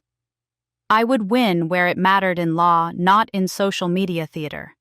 But what I didn't fully understand yet was that Trent had never played by rules, and he wasn't about to start now. The counterattack came 4 days after Delia mailed the demand letters, and it came through the channel I should have anticipated, but somehow hadn't: the internet, where lies travel faster than truth and accusations don't require evidence to gain traction. A former client texted me a link with just 3 words: "Have you seen this?" I clicked through to a blog I'd never heard of, professionally designed with a clean layout that mimicked legitimate news sites. The header read, "Community Watch Investigating Local Financial Misconduct." The main article published that morning carried a headline designed for maximum damage: "Local CPA accused of elder financial abuse, Miranda Shaw under investigation for embezzlement." The article was carefully crafted using the passive voice and phrases like "sources say" and "allegations have emerged" to avoid direct accusations while implying guilt. It claimed I'd embezzled from senior citizens' heating assistance funds over multiple years, manipulating vulnerable elderly people who trusted me with their limited resources. It suggested I'd taken advantage of my dying grandmother's confusion to alter estate documents in my favor. The accompanying graphics were cheap stock photos of sad-looking elderly people and screenshots of what were supposedly bank records, but which I immediately recognized as fabricated. The fonts were wrong, the formatting didn't match actual bank statements, the account numbers had too many digits. The article was written in that fake journalistic tone that conspiracy theorists use, the voice of someone pretending to be an investigative reporter while actually just assembling lies into coherent-sounding paragraphs. Every sentence was designed for social media, sharing clickbait headlines embedded in clickbait paragraphs embedded in a clickbait article. It ended with a call for readers to share this story so others can protect their elderly family members from financial predators. My phone rang while I was still reading. Dad's name appeared on the screen. I answered, and his voice came through cold and distant, the voice he used when he'd already made up his mind and wasn't interested in discussion. "Miranda, I just read something online. You've embarrassed this entire family. How could you?" I tried to explain that the article was lies, that I had documentation proving everything, that this was obviously retaliation for the demand letters, but he'd already hung up. The dial tone buzzed in my ear like an insect, and I stood there in my kitchen holding the phone and understanding something that hurt more than the article itself. The pain wasn't that strangers on the internet believed lies about me. The pain was that my own father believed noise more easily than my documented truth. I'd spent decades proving myself through actions, building a reputation, one careful decision at a time, maintaining records that could withstand any audit. Yet a blog post crafted in a few hours by someone I'd never met carried more weight with my father than 36 years of being his daughter. The injustice of it tasted metallic in my mouth, like biting aluminum foil, sharp and wrong and lingering. I called Delia immediately, and she told me to forward her the link and do nothing else. "Don't respond, don't comment, don't try to defend yourself in that space," she said. "We handle this legally, not digitally." Then she said something that steadied me. "This kind of desperation usually means we're winning." I reached out to Marcus Chen, a former colleague who'd left public accounting to work in cybersecurity and digital forensics. He owed me a favor from years ago when I'd helped him navigate a complicated tax situation, and he paid it back within 6 hours. The blog domain was registered through a privacy service designed to hide ownership, but the hosting payments traced back to a business credit card. That card belonged to a small PR firm called Velocity Communications, operating out of a shared office space in the suburbs. Marcus dug deeper, following the money trail with the same precision I followed paper trails in accounting. Velocity Communications had received multiple payments over the past 3 months from a shell company registered in Delaware, one of those states where you can set up corporations with minimal disclosure. The payment amounts were small, deliberately kept under the thresholds that trigger automatic reporting. $800 here, $1,200 there, dispersed like light rain that doesn't seem significant until you realize it's been accumulating into flooding. The shell company's registered agent led to another layer of corporate structure, and that layer finally connected to a name, Reeves Development Group. I ran the name through every database I had access to. LinkedIn showed a CEO named Nathan Reeves, 40 years old, graduated from the same university I'd attended, though a few years ahead of me. Property records showed Reeves Development Group had been quietly acquiring land in our county, particularly parcels adjacent to the new highway extension that was scheduled for completion in 2 years. Business registrations showed Nathan Reeves as the principal owner with addresses and phone numbers that meant nothing to me until I cross-referenced them with old records I'd kept from college. Then my stomach dropped like an elevator with cut cables. Nathan Reeves. The name came back to me with the force of something I'd deliberately tried to forget. College spring semester 2008, my senior year. Nathan had been the charismatic business major everyone admired, the guy with big ideas and bigger charm, who convinced people that investing in his dreams was the smartest thing they could do. He'd pitched me on a startup that was going to revolutionize something I can't even remember. Now the details evaporate from these schemes, leaving only the financial wreckage behind. I'd co-signed a personal loan for $15,000 because he'd promised it was a sure thing, because we were friends, because I was young enough to believe that trust without documentation was noble rather than stupid. He'd made 2 payments, then vanished. Changed his phone number, deleted his social media profiles, moved out of state without forwarding address. I'd spent the next 2 years paying off that loan alone, making monthly payments that cut into my starting salary at my first job, never telling my family because I was ashamed of being fooled. I thought I'd buried that mistake under years of better decisions and harder-won wisdom. But apparently, the mistake had never been buried, just dormant, waiting 16 years to resurface with interest. The picture clarified with the awful sharpness of a photograph developing in chemical solution, the image emerging line by line until the full scene becomes undeniable. The Thanksgiving vote wasn't organic family dysfunction. It was the opening move in a land acquisition strategy that had been planned for months, maybe years. Kayla was the sympathetic face, the sister with dreams that a mean older sibling was crushing. Trent was the inside operator, the charming fiancé who'd gotten close enough to learn family dynamics and estate structures. And Nathan Reeves was the money behind the curtain, the patient architect who'd identified Grandma May's 20 acres as a target and had orchestrated everything that followed. The land sat on a development corridor that would be worth millions once the highway extension opened. Nathan had been buying adjacent parcels, quietly assembling the pieces of a larger development project. But he needed our land to complete it, and we weren't selling. So he'd found another way in. The boutique was never real. It was a prop in a long con, something to make Kayla feel special, while actually serving as the vehicle for Trent to integrate himself into our family structure. Marcus found the timeline in email metadata and meeting records that Velocity Communications hadn't scrubbed carefully enough. Trent had met Nathan in June 2023. They'd had lunch 3 times before Trent coincidentally encountered Kayla at a community fundraiser in August 2023, striking up a conversation about local business opportunities that led to coffee, that led to dating, that led to engagement. Every step had been choreographed, every intimacy calculated, every family dinner a reconnaissance mission. I closed my eyes, counted to 3, and opened them. The story had outgrown my kitchen table and Thanksgiving dinner, and even Delia's carefully structured legal strategy. This was bigger than sibling rivalry or family dysfunction. This was calculated, patient, multi-year fraud orchestrated by someone I'd trusted 16 years ago and who apparently held grudges longer than most people hold mortgages. I didn't call Dad back to explain. I didn't post on social media defending myself. I didn't threaten to sue or make dramatic declarations. I sent an invoice. The invoice Delia prepared wasn't a piece of correspondence, it was a surgical instrument.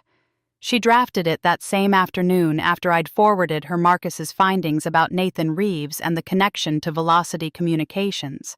The document was addressed to the LLC that owned the blog, with copies sent to the PR firm, the hosting company, and the registered agent of the shell corporation that had funded the whole operation.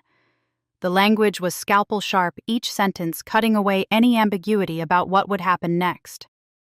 Your client published knowingly false statements constituting per se defamation under Illinois law, the letter began. The article, titled Local CPA Accused of Elder Financial Abuse, contains specific, provably false claims that have damaged Ms. Shaw's professional reputation and caused measurable financial harm. Illinois statute provides for both compensatory and punitive damages in cases of malicious defamation.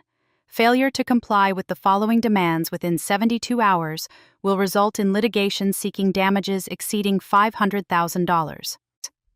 The demands were simple, immediate retraction of the article removal from all platforms, a public apology with specific language Delia had drafted, and reimbursement for legal fees already incurred.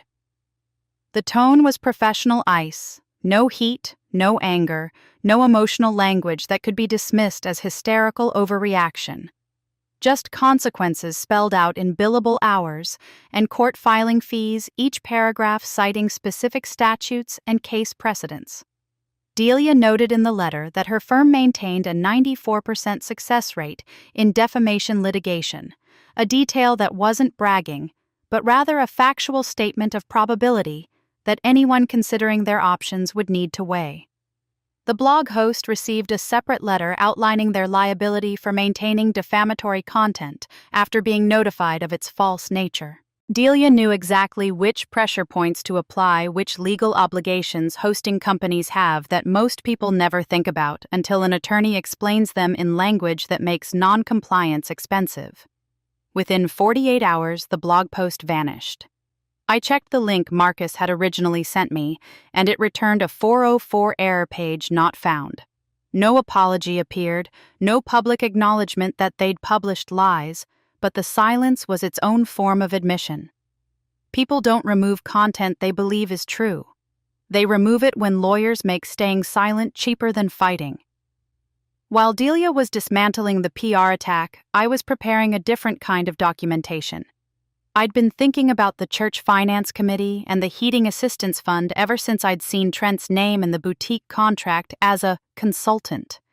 Men who steal in one context rarely limit themselves to a single victim. I spent 2 evenings going through my records, pulling every donation I'd made to the church's heating fund over the past 6 winters, cross-referencing the amounts against what had been reported to the congregation in the quarterly financial summaries that got printed in the bulletin.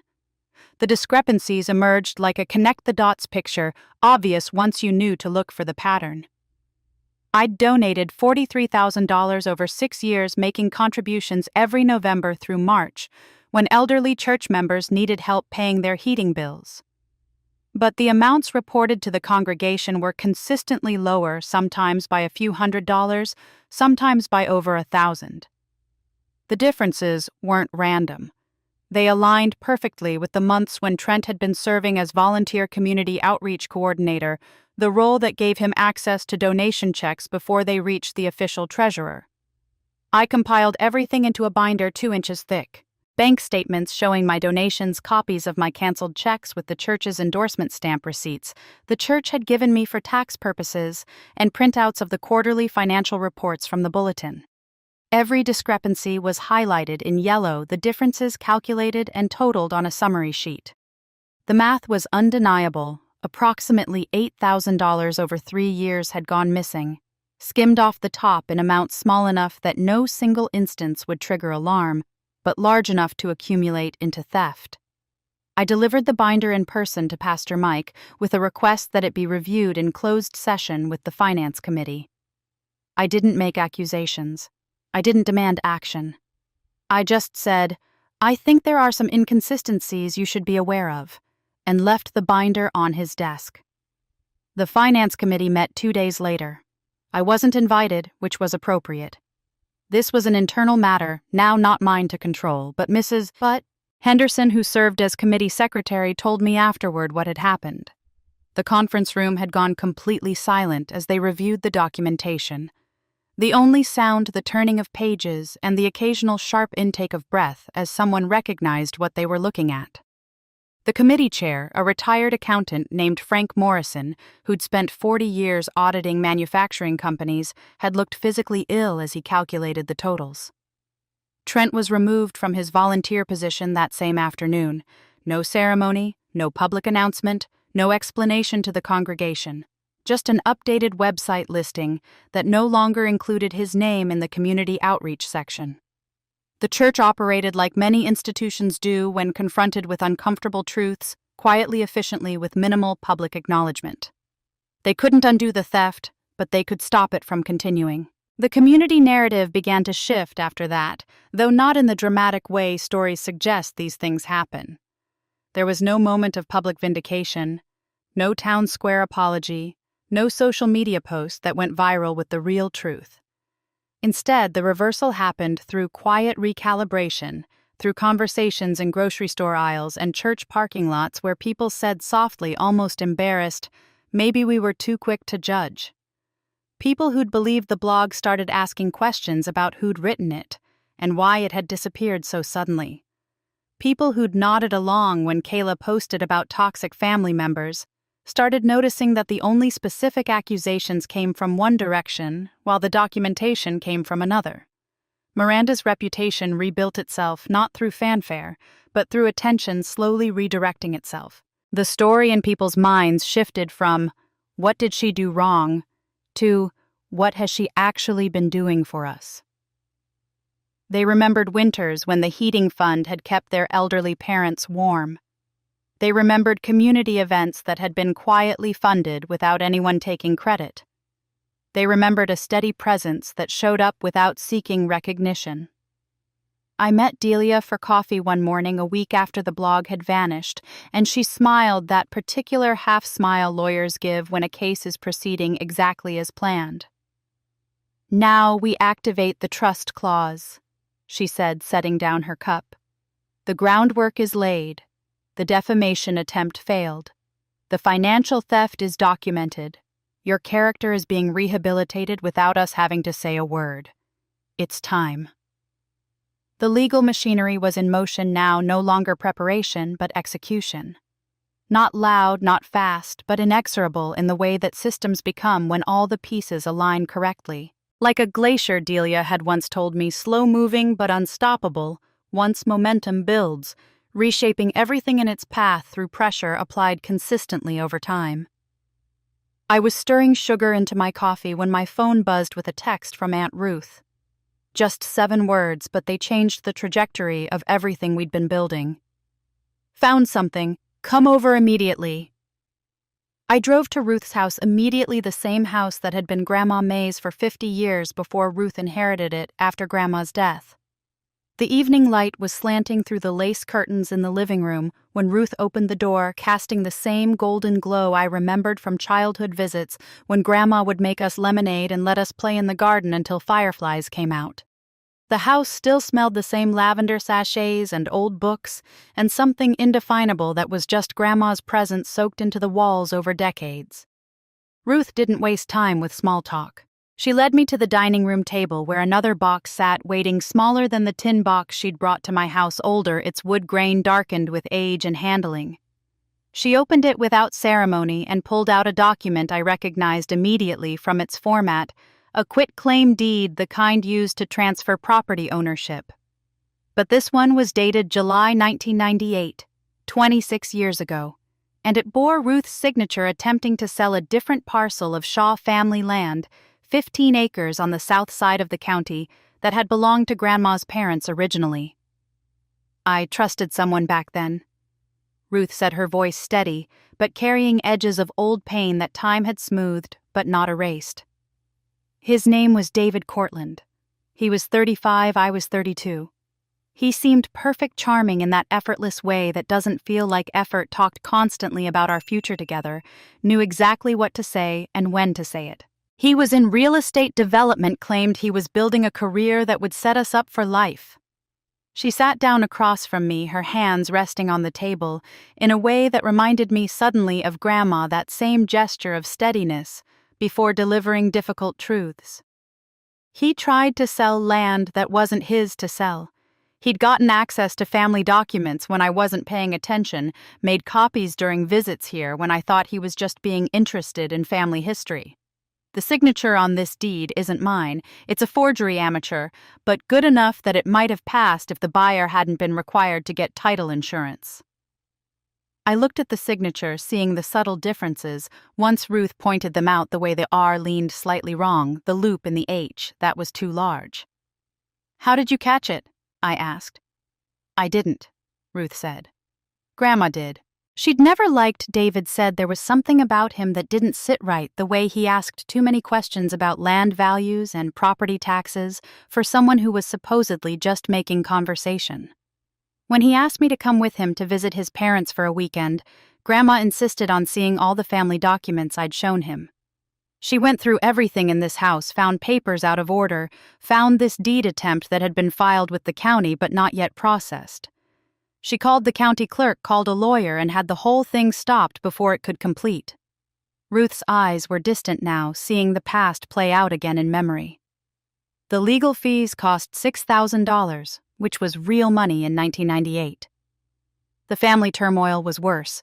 Dad was furious at me for being foolish. Mom cried for weeks.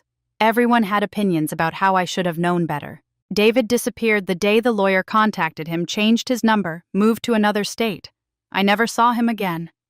She pulled another document from the box, this one handwritten on yellow legal paper in Grandma's distinctive script. In 2000, 2 years after all of it was resolved, Grandma sat me down at this table and said, "We're going to make sure this never happens again. Not to you, not to your nieces, not to anyone in this family who comes after us." That's when she first started talking about setting up a trust, about building in protections that would activate if someone tried this kind of manipulation again. I realized I was holding my breath and forced myself to exhale. She spent 20 years planning this.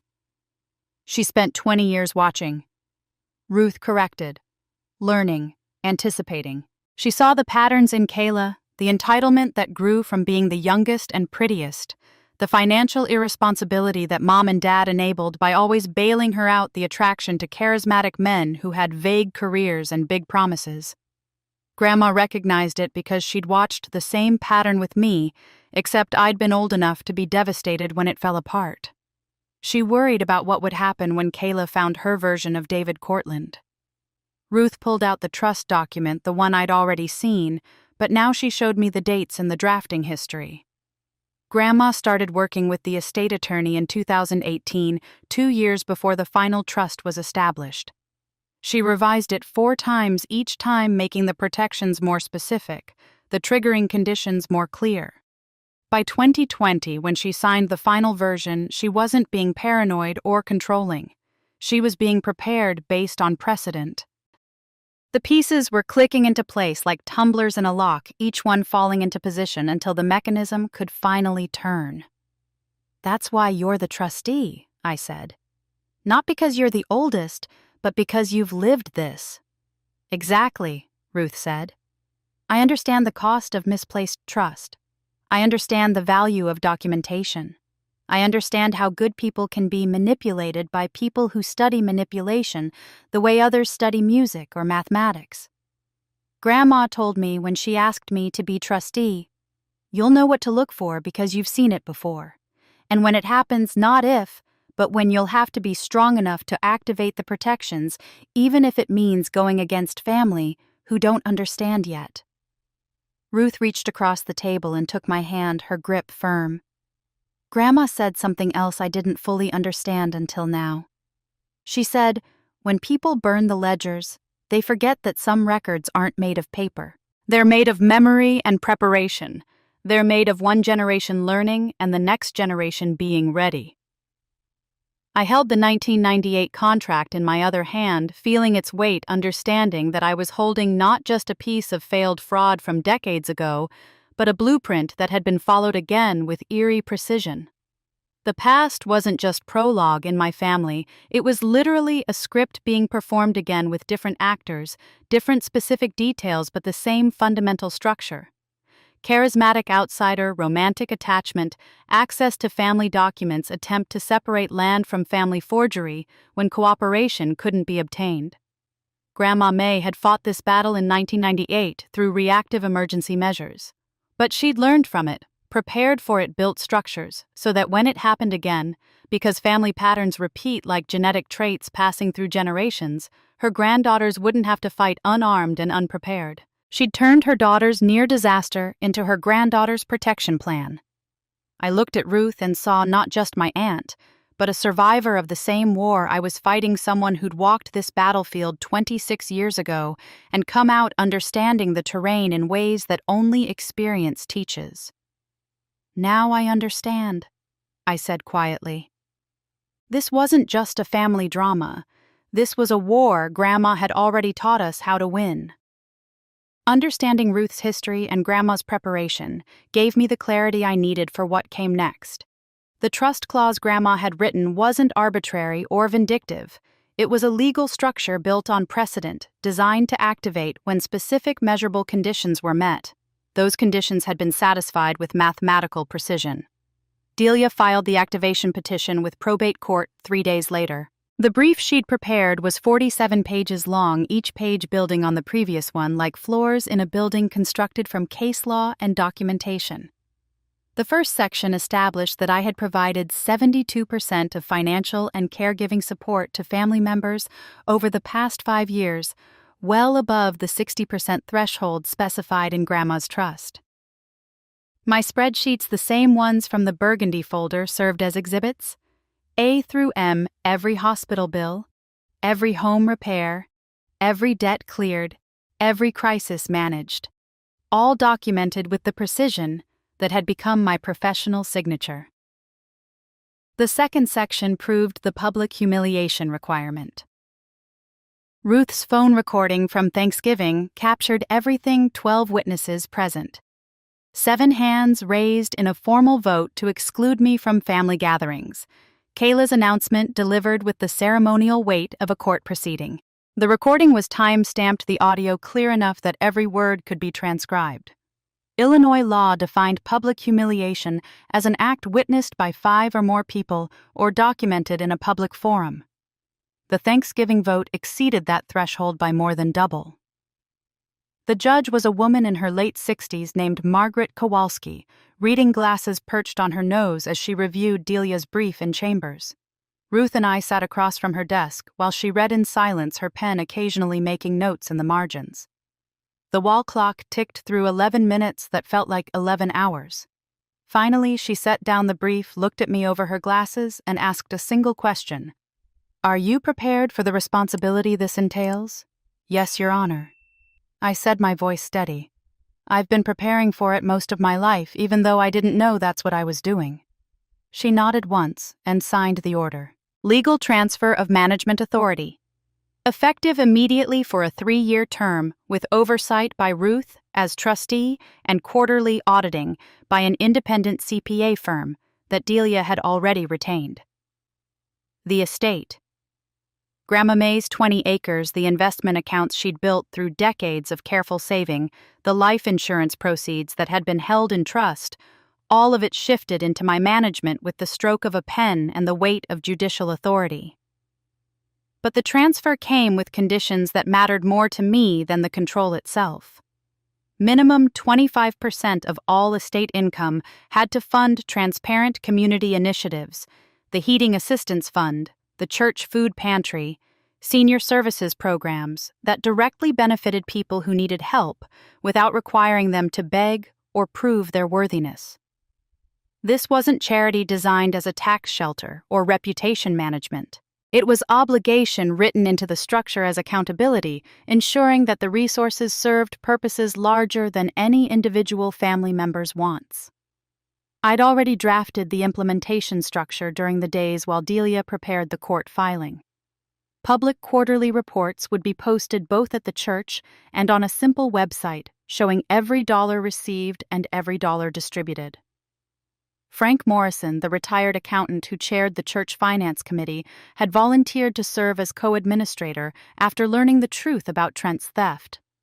He would review the books independently, sign off on every quarterly report, provide the kind of oversight that makes embezzlement nearly impossible. "The land doesn't belong to one house," I told Delia as we left the courthouse. "It belongs to a town." Grandma understood that.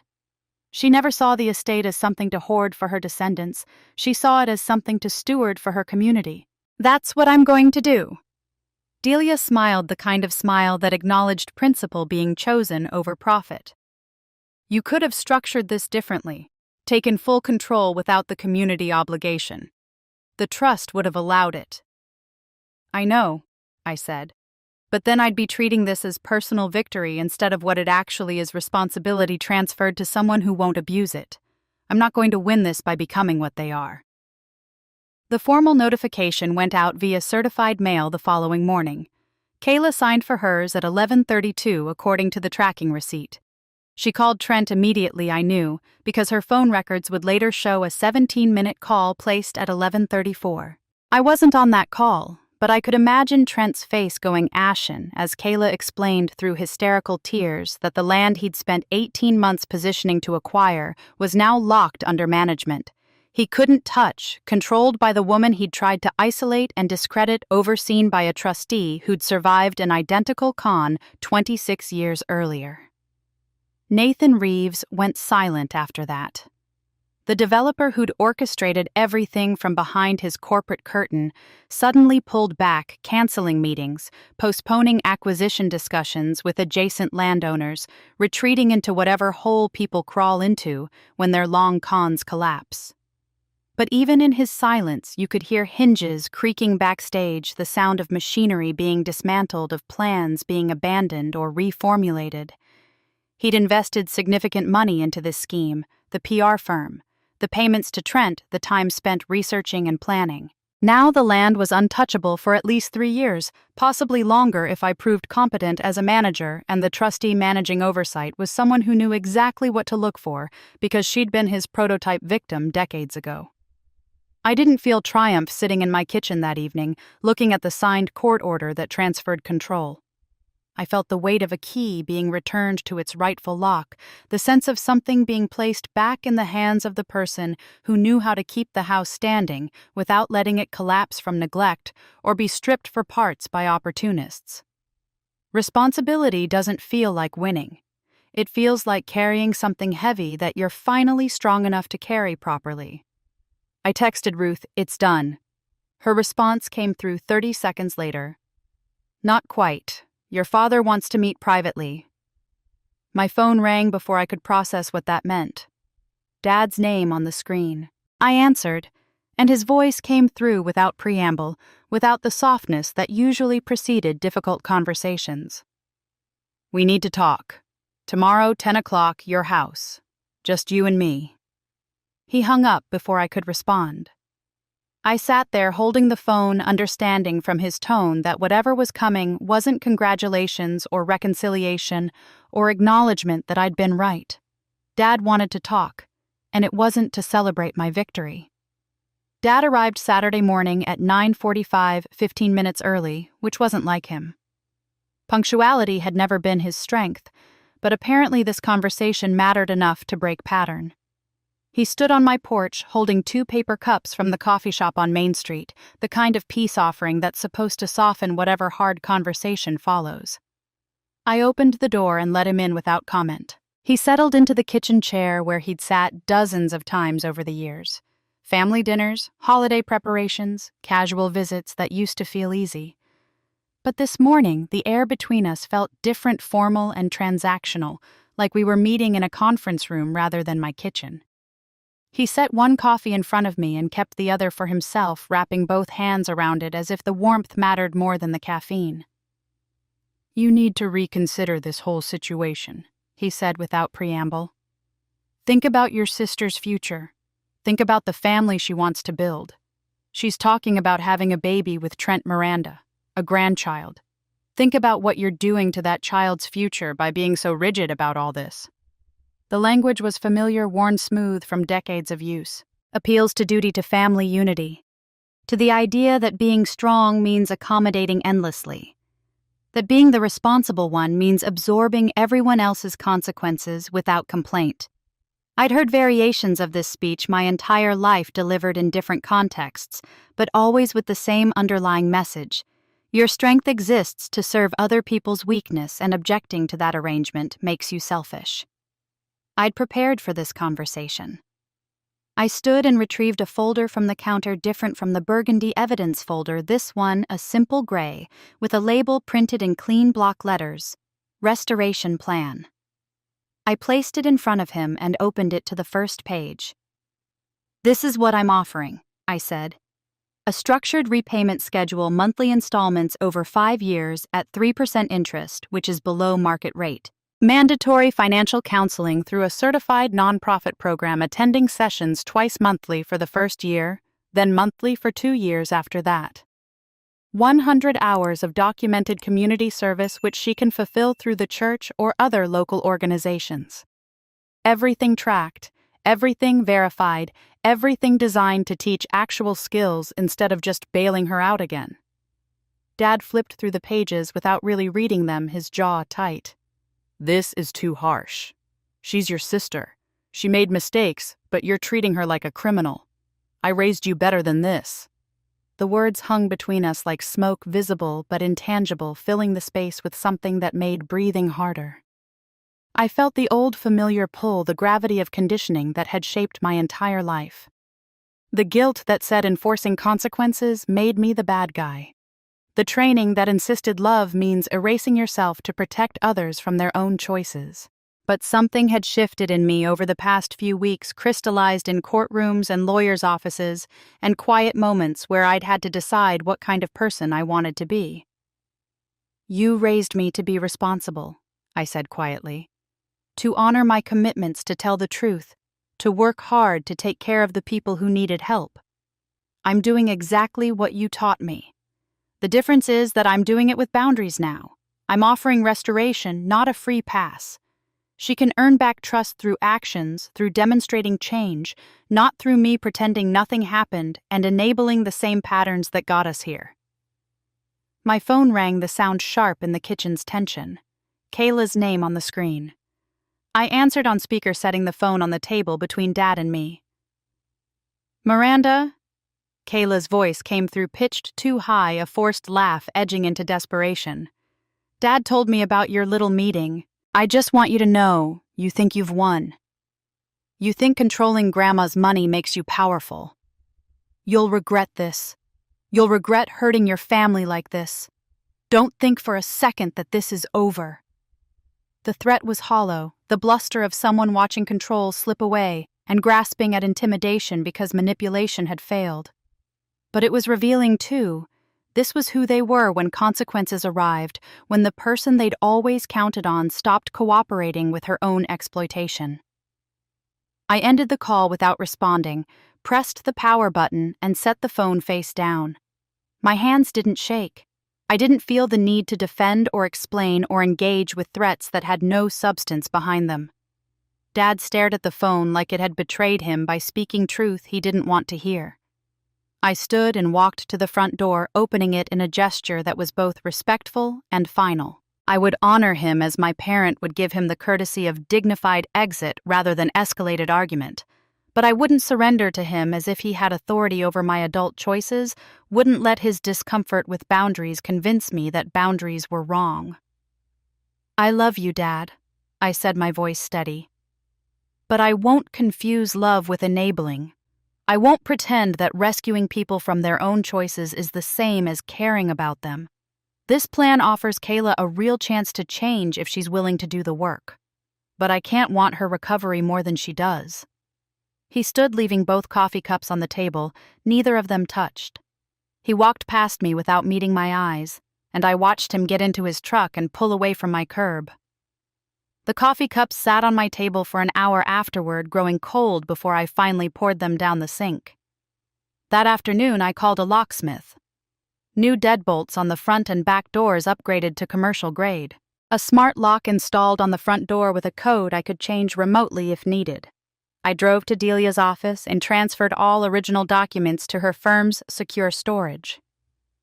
The burgundy folder's contents: Grandma's trust documents, Ruth's historical records, everything that mattered existed now in fireproof safes and digital backups in locations my family couldn't access. That evening, I sat at my dining table and opened the journal I'd kept sporadically for years, writing in it only when life felt too large for my head to contain alone.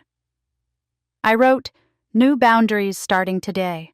Love doesn't require me to be smaller so others can stay irresponsible. Protection isn't the same as punishment. And peace has a sound, the click of a lock turning once firmly into place." I made dinner for myself afterward, just a simple pasta with vegetables, nothing elaborate. But the act felt revolutionary in its smallness. For once I wasn't cooking to serve others, wasn't planning around someone else's preferences or dietary restrictions or arrival time. I was cooking because I wanted to eat because I was hungry, because taking care of myself was as legitimate as all the years I'd spent taking care of everyone else. I ate slowly, tasting every bite, and felt something that might have been the beginning of actual peace. That night, just after 11, a rock smashed through my living room window. Glass exploded inward, scattering across my floor in pieces that caught the streetlight like scattered stars. Taped to the rock was a note. The handwriting rushed and angry. "You'll regret this on Sunday." I called the police immediately after finding the rock and the note, and they arrived within 20 minutes. 2 officers documented everything with the methodical efficiency of people who'd seen enough domestic disputes to know which details would matter later in court. The glass scattered across my living room floor caught the beam of their flashlights like frozen tears, thousands of tiny reflections that had been a single window an hour ago. They photographed the rock, the note still taped to it with clear packing tape, the trajectory of the throw, the size of the hole in my window. Everything went into evidence bags. Everything got logged with case numbers and timestamps. I was giving my statement when Mr. Alvarez knocked on my door. He lived 3 houses down, a retired postal worker in his early 70s who'd organized the neighborhood watch program 5 years ago after a series of car break-ins. He was holding a thermos of coffee in one hand and a small USB drive in the other. "My security camera caught something around 11:47, he said, handing me the drive. "Can't see a face. Whoever it was wore a hood, but I got the car. Partial plate make and model visible enough to identify." He poured coffee into the lid of his thermos and handed it to me, the gesture simple but steadying. "It's a dark blue Honda Civic, looks like a 2019 or 2020 model. Plate starts with J73. One of the officers took the USB drive, pulled up the footage on his laptop right there in my living room. The video showed exactly what Mr. Alvarez had described: a car pulling up at 11:47 p.m., idling with lights off, someone in a hooded sweatshirt getting out, arm drawing back and releasing, then scrambling back into the car and driving away quickly. The partial plate was visible in 2 frames where the street light hit it right. The officer radioed in the information and came back 10 minutes later. With a match, the vehicle was registered to someone named Derek Patterson, who I didn't know until the officer mentioned he was listed as a business partner in Trent's Real Estate LLC. Mr. Alvarez's wife Maria appeared at my door around midnight carrying a tin of homemade cookies, the kind with powdered sugar that she made for every neighborhood gathering. "You eat something," she said in her accented English, pressing the tin into my hands. "You need energy for tomorrow." Those small gestures, coffee cookies, camera footage, formed structural support that felt stronger than any grand promises or dramatic declarations of loyalty. Community, I realized, wasn't just a word in trust documents or a line item in quarterly reports. It was Mr. Alvarez staying in my living room until the emergency glass company arrived at 7 in the morning, helping me sweep up the smaller pieces while we waited, telling me stories about his years as a postal carrier, to fill the silence with something other than fear. Sunday morning arrived with the kind of pale winter light that makes everything look washed out and temporary. I'd gotten maybe 2 hours of sleep, and I was standing in my kitchen making more coffee when I saw Kayla's car pull up outside. She got out with someone I didn't recognize at first, a man in his 50s carrying a toolbox wearing a polo shirt with a locksmith company logo embroidered on the chest. I watched through my window as Kayla gestured at my front door, showing the locksmith something on her phone. I opened the door before they could knock. "I have partial ownership of this property," Kayla announced. Her voice pitched loud enough for neighbors to hear. "I'm exercising my right to access." She held up her phone, showing the locksmith a photograph of what was supposedly a quitclaim deed, the image so blurry I could barely make out the text, let alone verify any signatures or notarization. The locksmith, a professional who'd clearly seen his share of domestic disputes, looked uncomfortable. "Ma'am, I'm going to need to see original documentation. Notarized deed title, something official. I can't just take someone's word and a phone photo." Kayla couldn't produce it, of course, because it didn't exist.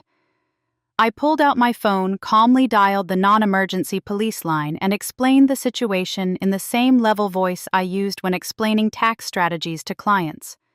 Just facts, no emotion, no drama.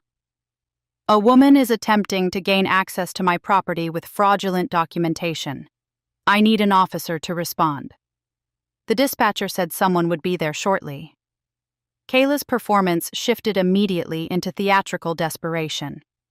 You see, she said to the locksmith to the neighbors who'd started appearing on porches and in doorways to anyone who would listen. She's calling the police on her own sister. This is what she does. She uses her money and her lawyers to bully people. The officers arrived in 12 minutes. They reviewed the situation with professional detachment, asked to see my deed and title, which I had copies of readily available, asked Kayla for her documentation, which she couldn't produce beyond the blurry photo that the officers immediately identified as insufficient. The locksmith apologized to everyone involved and left without touching my locks, driving away in his van with the company logo displayed prominently on the side. Kayla broke down on my front lawn, tears streaming voice carrying across the quiet Sunday morning neighborhood. She's destroying our family. Everything Grandma built. She's taking it all for herself. She won't even help her own sister. The performance was desperate and public and calculated to generate sympathy from people who didn't know the actual story. But it was also documented because my doorbell camera had been recording since the moment her car pulled up, capturing every word, every gesture, every false claim she'd made. I didn't go outside. I didn't yell back or try to defend myself to the neighbors or engage with Kayla's performance. I just stood inside my doorway, watched the officers advise her to leave the property, and closed the door when she finally got back in her car and drove away. Then I forwarded the complete doorbell footage to Delia with a timestamp and a brief description of events. Delia's assistant called me an hour later to say she was creating a formal harassment log, a document that would track every incident with dates, times, witnesses, and police report numbers. Every escalation was becoming evidence. Every threat was transforming into documentation that would matter when we needed it to matter in courtrooms where facts weighed more than performances. Meanwhile, outside my windows, winter was deepening. The temperature had dropped into the teens overnight, and the forecast predicted a cold snap that would last through the week. The community heating fund that I'd quietly sustained for 6 years would prove its value, now keeping furnaces running in homes where elderly people lived on fixed incomes, where young families struggled to choose between heating and groceries. The people who'd believed the lies about me would see their heating bills covered by funds I'd established, managed, and protected. They'd see who had actually been working for the community while others had been stealing from it. I swept up the last fragments of glass from my living room floor, finding tiny pieces in corners and under furniture that the earlier cleaning had missed. The window was temporarily patched with plywood professional repair scheduled for Monday morning. I sat in my quiet house as afternoon light faded, tired in a way that went deeper than lack of sleep, feeling the accumulated weight of 3 weeks that had contained more conflict than the previous 3 years. I was tired, but I wasn't breaking. Sunday came, and with it, smoke. The smoke smell hit me first, acrid and wrong, cutting through the Sunday evening quiet at 9:34. I was reading in my living room, the plywood-patched window, a reminder of the rock from the night before, when the scent registered as something more dangerous than a neighbor's fireplace. I moved to the back of the house and saw through the kitchen window an orange glow coming from behind my garage, flames climbing higher than they should, licking at the vinyl siding. I grabbed the fire extinguisher from under my kitchen sink, the one I'd bought years ago, and hoped never to use, and ran outside. The fire was in my garbage bin, flames reaching 4 feet high, the plastic melting and producing thick black smoke that carried the chemical smell of burning petroleum. I pulled the pin aimed at the base of the flames the way the label instructed and squeezed. White foam erupted, covering the fire, smothering it section by section until the flames died into smoldering residue that hissed and steamed in the cold night air. My hands shook afterward, adrenaline flooding my system and then crashing into exhaustion as my body realized the immediate danger had passed. The fire department arrived within minutes, called by Mr. Alvarez, who'd seen the glow from his back window and responded faster than I'd managed to call them myself. 3 firefighters checked the scene, used thermal cameras to make sure nothing was still burning inside the walls or under the siding, and confirmed what I already suspected: arson. They found evidence of accelerant, the chemical signature of lighter fluid splashed liberally around the bin before ignition. Mr. Alvarez's security cameras, the same system that had caught the rock thrower the night before, had captured this too. The footage showed a car idling at the mouth of the alley behind my house at 9:31, 3 minutes before I'd smelled the smoke. Someone in a dark hoodie emerged, walked quickly toward my property line, arm moving in a throwing motion, then the sudden flare of ignition before the figure ran back to the car. The license plate was partially visible in 2 frames, and this time the match came back quickly. The same Honda Civic registered to Derek Patterson, Trent's business partner. Police collected samples of the accelerant, took my statement, took Mr. Alvarez's statement, downloaded the security footage as evidence, and opened a criminal investigation. This wasn't harassment anymore, or civil disputes over family money. This was arson, a felony with prison time, attached, the kind of escalation that moves cases from family court to criminal court, where the rules are different and the consequences more severe. The smell of burnt plastic clung to my coat even after I'd stripped it off and left it on the back porch. I sat on my back steps while firefighters packed up their equipment, watching them work with the efficient coordination of people who'd done this hundreds of times. I thought about all the times I'd figuratively extinguished family fires through silence, through absorbing anger and dysfunction, and letting it burn itself out inside me where no one else would have to feel the heat. I understood now that silence had sometimes been gasoline feeding flames, rather than smothering them, letting small problems grow into infernos, because I'd been too afraid of confrontation to grab the extinguisher when the fires were still containable. By Monday morning, Trent had launched his social media counterattack with the subtlety of someone who'd never had to face real consequences before. His posts were vague but pointed implications without direct accusations, designed to plant doubt while maintaining deniability. Interesting how some people create drama for attention. One post read, "When someone stages incidents to play victim, ask yourself who benefits," said another. The comments sections filled with people who didn't know the actual story, who responded to innuendo because innuendo feels sophisticated, like you're seeing through something that simpler people miss. But the church community had already seen Delia's documentation. They'd reviewed the heating fund discrepancies, seen the evidence of Trent's theft, watched the narrative shift from accusation to proof. People who'd initially clicked like on the anonymous blog posts about me now hesitated when Trent's new posts appeared. A like had become socially expensive, carrying implications about whose side you were on in a dispute where one side had documentation and the other had performance. I watched people self-edit in real time, watched the speed of rumor change as it tried to run while carrying the weight of evidence on its back. The narrative was limping now, wounded by its own contradictions. I didn't respond to any of it online, didn't post my side of the story, or try to argue with people who'd already decided. I just forwarded Trent's posts to Delia with a brief note, "Evidence of consciousness of guilt." She replied, "Perfect. Save everything." Then, at 11 o'clock Monday night, my phone rang with Dad's number. His voice came through broken in a way I'd never heard before, cracking on words that should have been simple. "Your mother collapsed. We're at Memorial Hospital. She's stable now, but she's asking for you. Can you come?" I set everything down the laptop where I'd been documenting the arson investigation, the folder of legal papers Delia had sent over the anger that had been keeping me warm through the cold precision of the past 3 weeks. I grabbed my coat, the one that didn't smell like smoke, and drove to the hospital through freezing rain that had turned to sleet, the windshield wipers struggling to keep up. The hospital smelled the way hospitals always smell: antiseptic and anxiety, the particular combination of cleaning products and human fear that no amount of air freshening can cover. Dad met me in the hallway outside Mom's room, and for the first time in my memory, he looked old. Really old. Not just aged, but diminished by the weight of consequences he'd spent decades pretending wouldn't arrive. Mom looked small in the hospital bed, much smaller than she should have been, her body somehow taking up less space than the architecture around it allowed.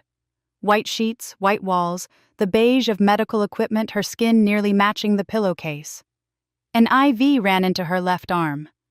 Monitors beeped their steady rhythm, and her eyes were closed when I first entered the room.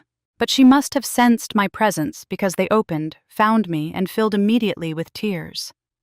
Her hand reached out, thin and trembling liver spots visible on skin that had once seemed timeless to my child's eyes. I took it, felt the fragility of bones that had once seemed solid enough to hold up the world. This was the hand that had raised me, that had failed to protect me, that had been weaponized against me by people who understood how to use a mother's love as leverage. The same hand, all of those things simultaneously not reconcilable into a single narrative of good or bad, but existing as the complicated truth that people are rarely only one thing. "I'm sorry," she whispered, her voice so quiet I had to lean close to hear it over the monitor's beeping. "I'm so tired, Miranda. I'm so tired of all of this." I stroked her hair, the motion automatic and old, remembered from childhood when roles were reversed and she'd comforted me through nightmares and scraped knees and the small devastations of growing up. Love and justice. I understood then sometimes have to stand in the same room without resolving into one thing, without becoming either pure forgiveness or pure accountability, but remaining in the tension between both. In the hospital's antiseptic smell, Dad finally confessed something he should have said 10 years ago. Dad pulled me into the hallway, while Mom dozed, the fluorescent lights humming their constant electric drone above us, vending machines glowing against the far wall with their inventory of candy bars and coffee that tasted like regret. He looked at the floor, at his hands, at anything except my face, and when he finally spoke, his voice carried the weight of something he'd been carrying alone for too long. "There's something I should have told you years ago," he said. "When Kayla was 23, going through that rough patch after she dropped out of college the second time she needed money. I let her open a credit card in your name, just temporarily, I thought. She promised she'd pay it off before you ever knew." He paused, swallowed hard. "The debt hit $8,400. I came to you, asked you to handle it, but I told you it was probably identity theft or a clerical error. You paid it off in 2017, never questioned it. And I let you believe the lie because telling the truth would have meant upsetting your mother during her recovery from surgery." The memory came back sharp and clear, the credit card statement that had arrived with my name, but an account I'd never opened, the hours I'd spent on the phone with the credit card company, the decision to just pay it rather than fight it because fighting felt exhausting and paying felt efficient. Another invisible act of sacrifice that I'd absorbed like a sponge soaking water, never wringing out, just holding weight until I reached saturation. "I should have told you," Dad said, finally meeting my eyes. "I took the easy way. I always took the easy way when it came to Kayla, and I made you pay for my cowardice. It wasn't absolution. It wasn't enough to undo the damage or erase the pattern, but it was truth, and truth was at least a starting point for something that might eventually become repair." The doctor found me in the hallway an hour later, her voice clinical but not unkind. "Your mother's episode was stress-induced. Her heart is stable for now, but any further emotional upheaval could trigger something worse, potentially a full cardiac event. Stress reduction isn't just good advice, it's medicine. She needs peace, not drama." I texted Delia from the hospital parking lot. "Pause any public filings. Continue the legal track quietly, but no press, no public statements until Mom is stable. Family first." Her response came through immediately. "Understood. We don't sacrifice family for justice, we separate them carefully. All proceedings will continue, but silently." I stayed at the hospital that night, sleeping in the bedside recliner that advertised itself as comfortable, but delivered something closer to strategic torture, my neck bent at an angle that would take days to forgive. I read aloud to Mom from papers I'd brought, the quarterly heating fund report with its mundane numbers and recipient thank you notes, stories of seniors whose furnaces stayed running through the cold snap families, whose children got winter coats through the clothing drive, small victories that added up to people staying warm and fed. Mom listened with her eyes closed, her breathing steadying into the rhythm of something closer to actual rest. Sometimes justice has to wait, so that hearts don't break beyond any possibility of repair. Kayla appeared Tuesday morning, mascara smudged down her cheeks, crying in the hallway outside Mom's room, where nurses passed with carefully neutral expressions. I handed her a tissue from the box on the waiting room table. Not an embrace, not forgiveness, but not a door slammed in her face either. "I need help," she said, her voice stripped of performance, raw in a way I hadn't heard since we were children. "Please, Miranda." I pulled out the restoration plan, now updated with one addition: mandatory participation in family therapy, facilitated by a licensed counselor, sessions required monthly for at least a year. "This is the door," I said. "You can walk through it or you can walk away, but you can't stay in the hallway anymore." Kayla took the paper with shaking hands and nodded. Whether the nod meant actual commitment or just another performance would be revealed only with time and actions that followed words. The next morning, the bank called about a suspicious transaction on the family trust account. The bank's call about the suspicious transaction would have to wait, because Wednesday afternoon, Mom asked me to sit close beside her hospital bed, her voice stronger than it had been since she'd collapsed. "I need to tell you something about that recording," she said, and I leaned in, expecting another apology or explanation about how Trent had manipulated her. Instead, she said something that rewired my understanding of the past 6 months. "You think I didn't know Trent was recording when he had me call you?"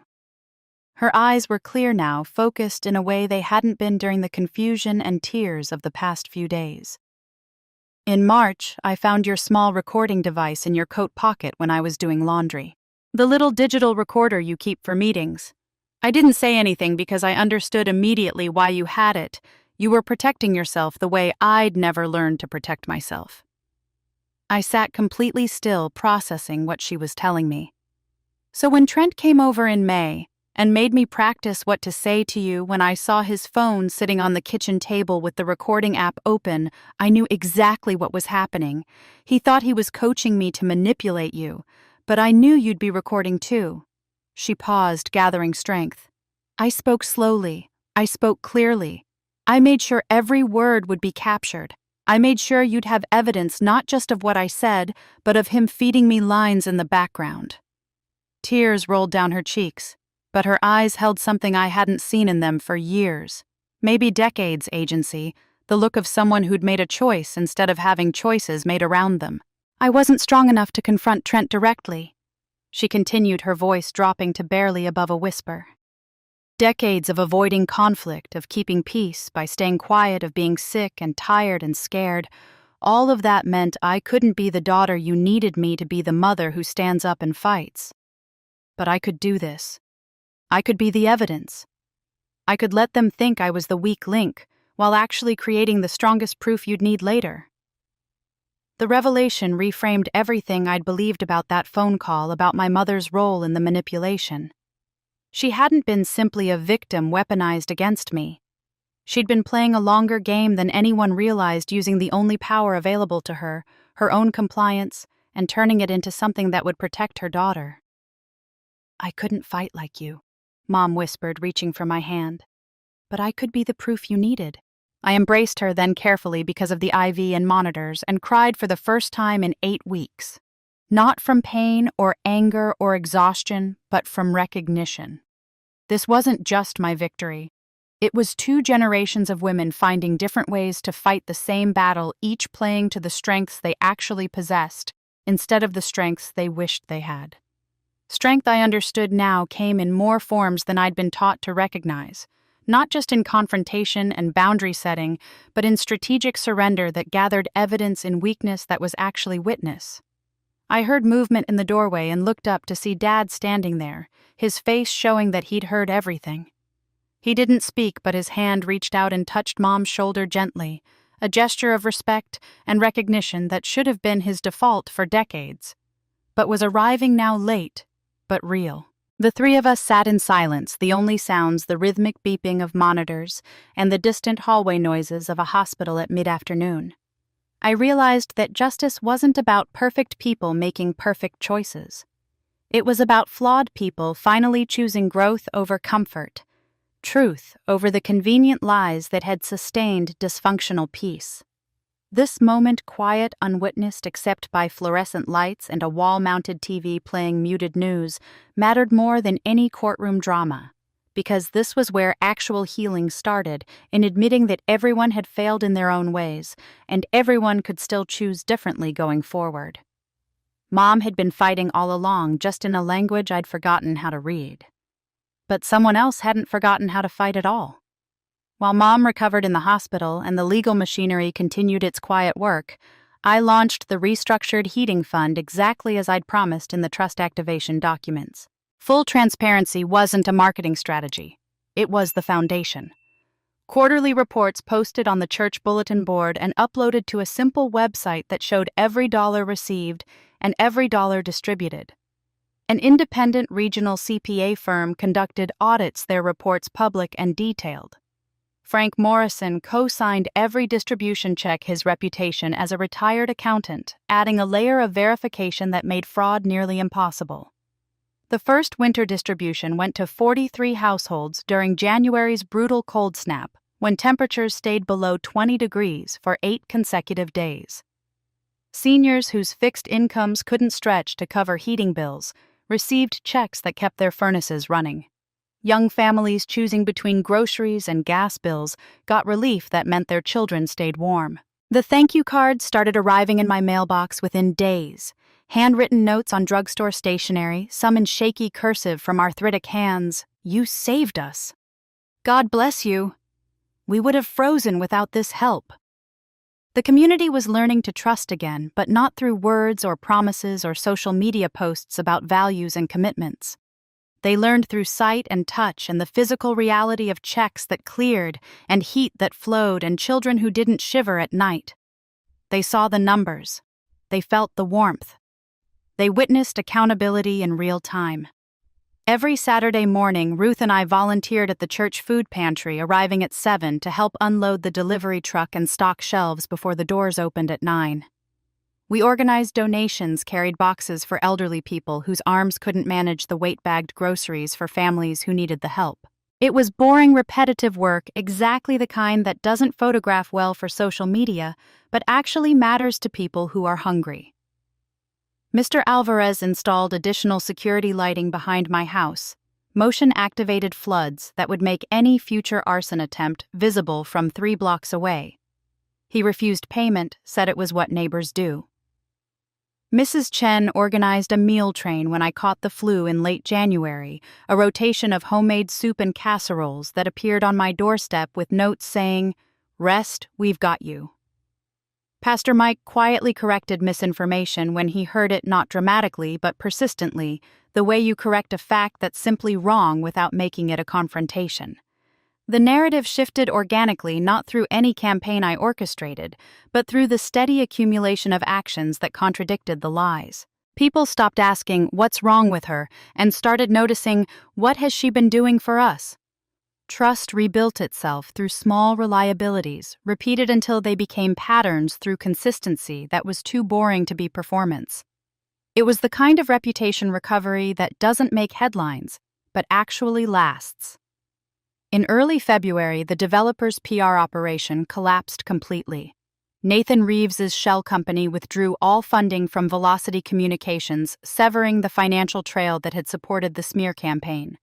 The anonymous blog that had accused me of elder abuse issued a terse lawyer-written statement. "Inaccuracies were published in a previous post. We regret the error," before going permanently offline, the domain registration lapsing into expired status. Delia filed the retraction and the payment records evidence preserved, even though the original accusations had been scrubbed from the internet. I didn't push for more public vindication, didn't demand apologies or corrections from everyone who'd believed the lies. I'd won where it actually counted in structures that would outlast any news cycle in relationships rebuilt through actions instead of explanations. I didn't need a parade or viral redemption story. I needed to walk through the grocery store without lowering my eyes, to sit in church without whispers following me down the aisle, to sleep at night without wondering if my windows would shatter or my garbage bins would burn. Those small dignities recovered quietly, and maintained through consistent behavior were worth more than any amount of social media vindication. Then came the second email from the bank. The test withdrawal attempt had become something far more sophisticated. The bank's forensic audit revealed something far more methodical than a single desperate grab at money. Over 7 weeks spanning October through mid-November 2024, there had been 12 separate test transactions, small amounts like $47, $83, $125 withdrawn from the trust account and returned within 48 hours. The pattern was unmistakable. Someone probing the account's security systems like a thief testing doorknobs along a street, checking which ones were locked and which ones might give way with the right pressure. The $75,000 wire transfer attempt hadn't been impulsive. It had been the culmination of weeks of careful reconnaissance. The forensic accountant traced the temporary holding account to a shell company registered in the Cayman Islands, which led through subpoenaed banking records to an LLC in Delaware, which finally connected directly to Reeves Development Group. The digital fingerprints were everywhere once you knew where to look. Kayla's laptop showed login sessions to the trust's online banking portal, matching 8 of the 12 test transactions. The timestamps and IP addresses documented with precision that left no room for claiming her computer had been hacked. Trent's phone GPS data placed him at locations corresponding to the IP addresses of the other 4 attempts, including one made from a coffee shop 2 blocks from his apartment at 2 a.m. The evidence formed a web so intricate and interconnected that even the most skilled defense attorney couldn't untangle it without scissors that would leave obvious cuts. Delia prepared the criminal referral package over 3 days, building a case that included wire fraud charges at the federal level, identity theft, attempted embezzlement from a trust under Illinois felony statutes, and conspiracy charges that would apply to everyone involved. She walked the preliminary file to the district attorney's office, personally came back and told me it was prosecutable with potential sentences ranging from 5 to 10 years depending on how a judge weighed the aggravating factors. "You have all the leverage now," she said, sitting across from me in her office while winter sun came through the windows at that low, cold angle that makes everything look stark. "You can destroy them completely, or you can give them one chance to surrender with some dignity intact. It's your choice, and whatever you choose is justified." I thought about Grandma May's letter, the one from the tin box where she'd written that the real enemy isn't the person who hurts you, but the heart that turns to stone in response to being hurt. I pulled out my phone and typed a message to Kayla. "Final offer? Admit everything. Enter mandatory financial counseling, structured repayment over 10 years, public apology at church. Or the DA receives this file Monday morning. You have 48 hours. The red receipt showed she'd seen it. No reply came. 24 hours later, my phone buzzed with a text containing a single photo, a positive pregnancy test on a bathroom counter, the 2 pink lines clearly visible. The caption read simply, "I'm pregnant." I stared at the image for 5 full minutes while my coffee went cold in its mug. The metadata showed the photo had been taken that morning, no evidence of manipulation or downloaded stock images. The baby growing inside my sister hadn't chosen this family, hadn't committed fraud, hadn't participated in schemes, or voted to exile anyone. The innocent were always collateral damage in wars fought by adults who should have known better. I called Delia immediately. "We're adding a condition to any settlement. Create a separate infant trust independent trustee, not related to either parent, completely isolated from Kayla and Trent's access funds, reserved strictly for documented education and health care expenses. The child gets protected from their parents' choices, but the parents still face full consequences for what they've done." Delia was quiet for a moment, then said softly, "You're a better person than most people would be in your position." "No," I said. "I'm just someone who remembers what it's like to pay for someone else's mistakes my entire life. That child won't start life already in debt to other people's bad decisions. I would help the baby, but I wouldn't let the adults escape accountability." While I was processing Kayla's pregnancy announcement, Delia turned to the final page of the corporate ownership documents we'd obtained through the subpoena process, and I heard her sharp intake of breath before she spoke. "Miranda, you need to see this." She slid the page across her desk toward me, her finger pointing to a name printed in official corporate registration, typeface CEO, and majority owner of Reeves Development Group, Nathan Reeves. The name detonated in my memory like a flashbang grenade, white light obliterating everything else for several seconds. College. Spring semester 2008. My senior year. Nathan Reeves had been the charismatic business major everyone wanted to be around, the guy who made entrepreneurship sound like destiny rather than risk. He'd pitched me on a startup that was going to revolutionize import-export logistics, needed $15,000 to secure office space and initial inventory. I was 22, still believed that trust was a virtue rather than a calculated risk, and I'd co-signed a personal loan because we were friends, and friends helped each other build futures. He'd made exactly 2 payments before vanishing completely. Changed his phone number, deleted every social media profile, moved out of state without forwarding address or explanation. I'd spent the next 2 years paying off that loan alone, $500 a month carved out of my starting salary at my first accounting job, never telling my family, because the shame of being fooled felt worse than the financial burden. I'd thought I'd buried that mistake under a decade and a half of better decisions, smarter choices, harder-won wisdom. But it had never been buried. It had just been dormant, waiting to metastasize into something far more dangerous.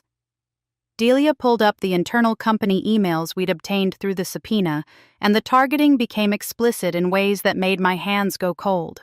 An email from Nathan to Trent, dated July 2023, subject line, Shaw Project. Target M, Shaw CPA, age 36, controls family land trust, valued 2.4 m's. Weakness, pathological family loyalty. Research shows she always bails them out. Never says no when family needs money. Find the sister younger, financially irresponsible, needs validation. Get inside. Make Target think signing is about love, not land.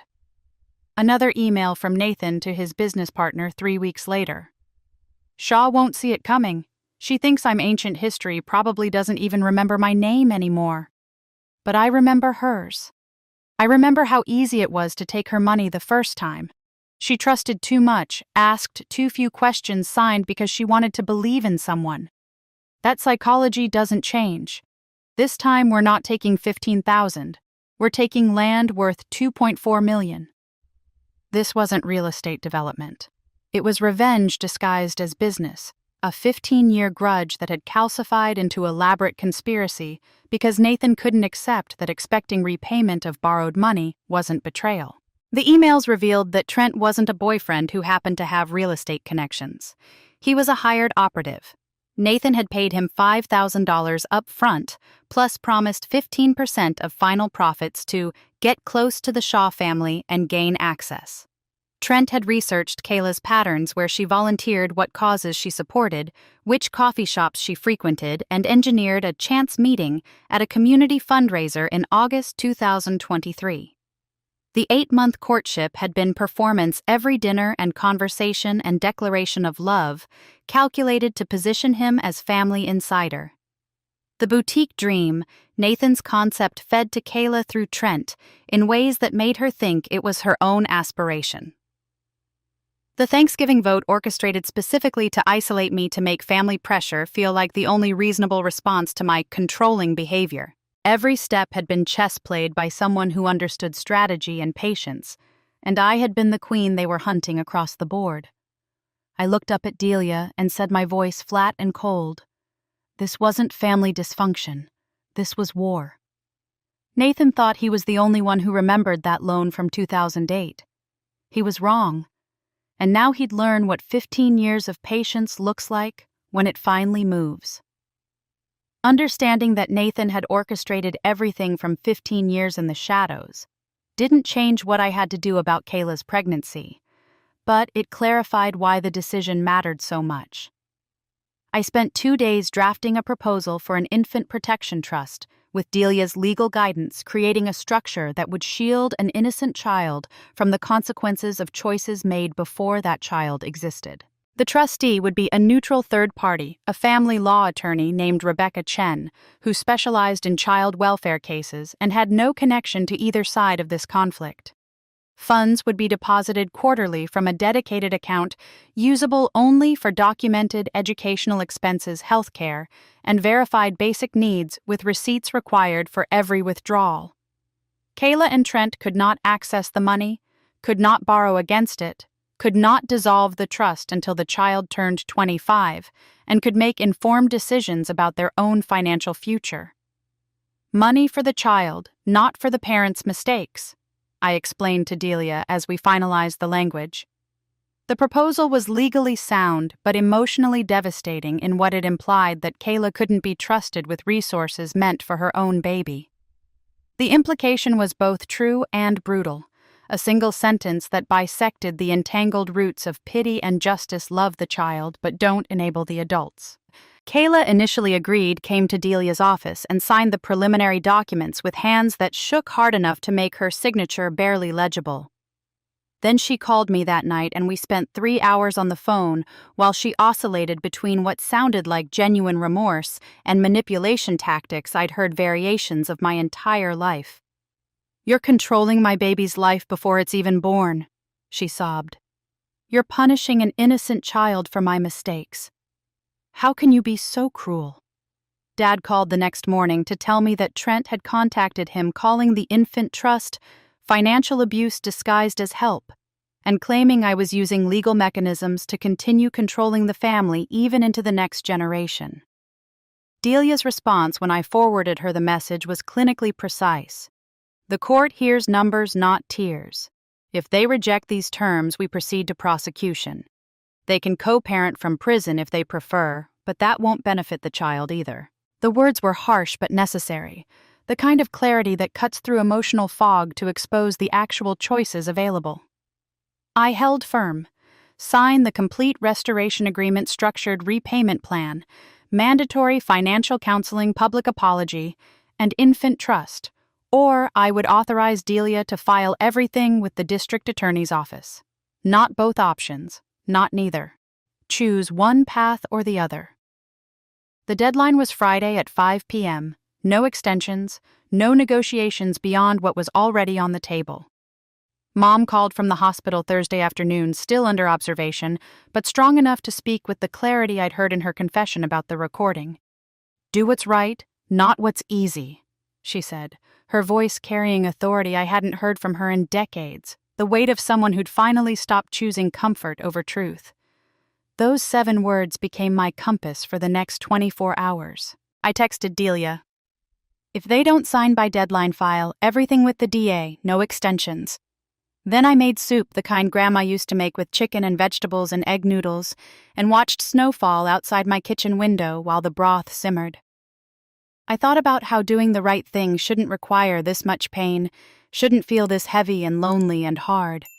But maybe that's how you recognize the right thing, because the wrong thing always feels easier in the moment, smoother and warmer and less isolating. Courage, I understood then, was just fear that had done its homework, that had studied the options and chosen the harder path because it led somewhere worth reaching. Friday at 4:53 p.m. Kayla signed, 7 minutes before the deadline. The right thing walked into court the following Monday, navy blazer, low heels, and a 2-inch folder. The courtroom was exactly what courtrooms always are. Wood paneling that had absorbed decades of testimony, industrial cleaner, trying unsuccessfully to mask the smell of old radiators and human anxiety fluorescent lights that made everyone look slightly ill. Delia opened our case like a metronome, finding its tempo steady and precise, each word placed exactly where it needed to be with no decoration or wasted syllables. She presented the timeline first, establishing October through November 2024 as the period when 12 test transactions occurred, then the $75,000 wire attempt. Dollar amounts came next, specific to the penny.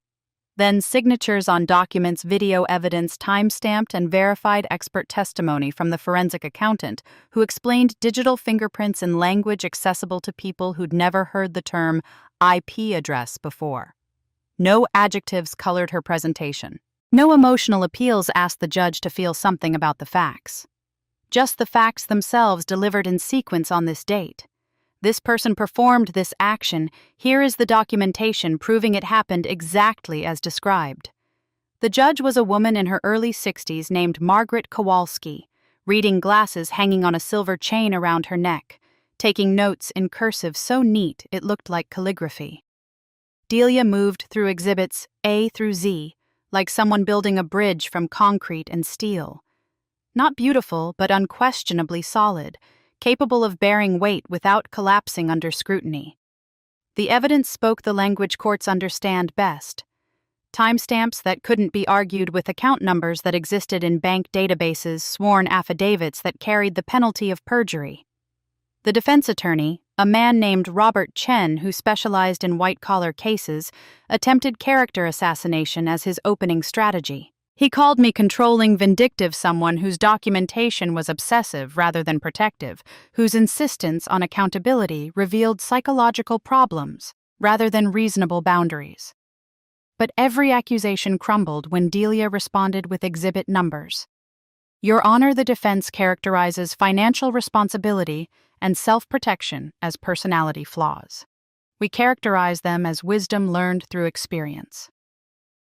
Judge Kowalski looked over her reading glasses and said mildly, "Let's focus on facts. Counsel, not character assessments." The defense pivoted to emotional territory. Kayla's tears as she sat at the defendant's table. Trent's rehearsed expression of remorse the pregnancy offered as mitigating circumstance that should inspire mercy. None of it addressed the central question Judge Kowalski would have to answer. Did these defendants attempt to defraud a trust through systematic testing of security systems, followed by a large, unauthorized wire transfer? The answer, documented across 47 pages of evidence that Delia had organized with color-coded tabs, was unambiguously yes. The courtroom became a space where papers turning made more sound than voices, where truth had a physical texture. You could feel cotton fiber, laser-printed text, 3-hole punched, and indexed for easy reference. Delia's case unfolded chronologically, like a watch being assembled before the judge's eyes. The burgundy manila folder from Thanksgiving showing years of unpaid debts. Grandma May's tin box documents establishing the trust structure and character protection clause. The forged power of attorney with its amateur font inconsistencies. Bank records showing the test transactions. Payment receipts connecting Nathan Reeves to the anonymous blog. Email trails spelling out the conspiracy in the participants' own words. Security footage of the arson attempt grainy but clear enough to identify the vehicle. Police reports filed by officers who'd documented everything with professional detachment. Each piece connected like gears in a watch mechanism individually, small, collectively creating movement that was greater than the sum of its parts. When Delia finished at 4:47 p.m., Judge Kowalski called recess until the following morning. I walked out of the courthouse into February cold, my breath visible in clouds that dissipated quickly in the wind. Delia walked beside me to the parking lot and said simply, "That's how it's done." No celebration, no excitement, just the professional satisfaction of someone who'd executed a job correctly and knew the quality of her own work. I drove home, microwaved leftover soup, and sat in my quiet house thinking about tomorrow, when I knew the hardest question would finally arrive. The next morning, after the defense rested its case, Judge Kowalski looked directly at me and asked, "Ms. Shaw, why didn't you report this earlier?" I looked directly at Judge Kowalski and answered the question that had been waiting for me since this whole process began. "Your Honor, I wanted to keep my family together. I believed that if I stayed quiet, stayed helpful, stayed patient enough, they'd eventually see my value. I thought love meant carrying weight silently without asking for recognition or relief. I was wrong." My voice didn't waver, though I felt my eyes glisten under the fluorescent courtroom lights that made everything look both too bright and too cold. I didn't report it earlier because I was raised to believe that family problems stay in the family, that airing grievances to outsiders is betrayal, that being strong means absorbing damage without complaint or boundaries. I stayed silent until they made silence impossible by turning my silence into permission for more harm. The courtroom had gone completely still. I saw a woman in the gallery, a stranger, gray-haired, probably someone's mother who'd come to watch court proceedings the way some people watch daytime television, press a tissue to her eyes. The space felt suddenly smaller, more intimate, as if the formal architecture had contracted around a truth that didn't need legal language to be understood. This wasn't just my story playing out in wooden pews and sworn testimony. It was a generation's story. Women taught that suffering was service, that boundaries were selfishness, that their pain was simply the admission price for being loved by people who confused exploitation with family. Judge Kowalski nodded slowly, removed her reading glasses, and delivered her ruling with the practiced efficiency of someone who'd seen this pattern play out in variations throughout her career. Temporary restraining order issued immediately, barring Kayla and Trent from contacting me, approaching my property, or attempting to access trust accounts through any means. Restitution ordered in the amount of $131,524.19 plus accumulated interest and reasonable legal fees payable in monthly installments over 10 years, with automatic wage garnishment provisions if payments lapsed. Criminal charges would proceed separately. Trent faced federal wire fraud charges being handled by the U.S. Attorney's Office, and the arson investigation remained open with grand jury proceedings pending. Kayla received a suspended sentence contingent on successful completion of court-mandated financial counseling, consistent restitution payments, and 0 further violations.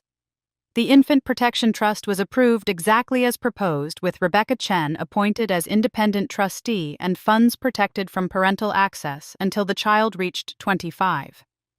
The gavel struck once, not loud, not dramatic, but final in the way that matters. Like a church bell on Sunday morning, those who hear it know what it means without needing explanation. Outside the courthouse, snow had begun falling in fat flakes that accumulated on the steps and railings. A reporter from the local paper approached with a microphone asking if I had a statement. I stopped, looked at the camera, and said simply, "Love isn't a blank check. Compassion isn't blindness." My family mistook my silence for permission, and I mistook their taking for connection. I hope others won't make the same mistake on either side of that equation. I turned and walked to my car, my dark coat contrasting against the white snow that was beginning to cover everything. Feeling light in a way I hadn't felt in years, like a ballot finally cast in the correct box after standing in line so long you'd forgotten why you came. That night my phone buzzed with a text from Kayla. Just 3 words: "I need help." I stared at the screen for a long moment. Then another message appeared. "I want to tell the truth. Help me." Kayla's text saying she wanted to tell the truth arrived on a Tuesday night, and by Thursday morning, Delia had prepared a carefully worded public statement for release to local media. The statement wasn't sensational or designed to generate outrage. It was factual, almost clinical in its precision. It summarized the court ruling, outlined the developers' funding of the anonymous smear campaign, and presented a clear timeline of the fraud attempts from October through November. Delia included redacted copies of Nathan Reeves' internal emails, removing any private information that wasn't relevant, but leaving the manipulation explicit and undeniable. The money trail from Reeves' development group through the PR firm to the anonymous blog was presented as a simple flowchart, the kind you could follow even if you'd never thought about corporate shell companies or how defamation campaigns get funded. The local newspaper ran it as a front-page story, not gossip or scandal, but a cautionary tale about estate protection and the vulnerability of families to outside manipulation. The television station did a 3-minute segment during the evening news. The community's response wasn't the explosive outrage I might have expected months ago. Instead, people nodded slowly when they read it, the way you nod when a confusing situation suddenly clarifies into sense. Truth doesn't always need amplification or drama. Sometimes it just needs a clear diagram and the space to speak for itself. But I didn't want this story to end with me positioned as some kind of hero who'd single-handedly saved the family estate from evil conspirators. That narrative was too simple and too dangerous, because it suggested that one righteous person with enough documentation could solve systemic problems. So I did something that surprised even Delia when I proposed it. I asked to expand the church finance committee to include two people who'd initially believed the anonymous blog's accusations against me, people who'd questioned my motives and wondered publicly if maybe I was the problem. I want oversight from people who will ask hard questions. I told Pastor Mike when we met in his office to discuss the heating fund's future structure. I want people on that committee who don't automatically trust me, who will demand receipts and explanations, and won't just take my word because I've been reliable in the past. The whole point of transparency is that it works even when people are skeptical. The heating fund's online portal was updated to show real-time donations and distributions, every dollar tracked from the moment it entered the system until it paid someone's heating bill. I scheduled quarterly town hall meetings at the church where anyone could come review the physical books, ask questions face-to-face, and raise concerns without needing to go through official channels first. I was building something larger than personal vindication or restored reputation. I was building a structure that couldn't be corrupted by any single person's silence or charisma or ability to manipulate through charm. Transparency wasn't a gift I was generously offering the community. It was a standard I was demanding from everyone involved, including and especially myself. Friday afternoon, another message arrived from Kayla. This one was longer, more specific. Can we meet just us, face to face? No Trent, no lawyers, no recording devices. I want to talk at Grandma May's table. Dawn before anyone else is awake. No phones. The request for Grandma's table told me something about Kayla's state of mind. That kitchen table where 3 generations had shared thousands of meals, where arguments had escalated and been resolved, where reconciliations had been negotiated over coffee and pie. The place held memory the way wood holds grain, visible in the patterns if you knew how to look. The location was an appeal to shared history, to a time before everything broke. I replied, Saturday, 6 a.m., I'll be there. But I also texted Ruth. Kayla wants to meet at the house, just the two of us, 6 a.m. Saturday. Can you be nearby? Not in the room, but close enough. Ruth responded immediately. I'll be in the living room. Door stays open.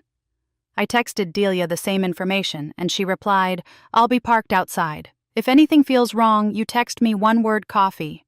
I'll be inside in 30 seconds.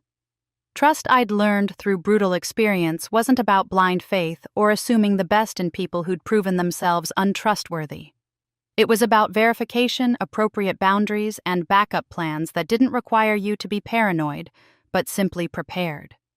I would extend one more hand toward my sister, would give her the chance she was asking for, to tell whatever truth she'd finally found the courage to speak.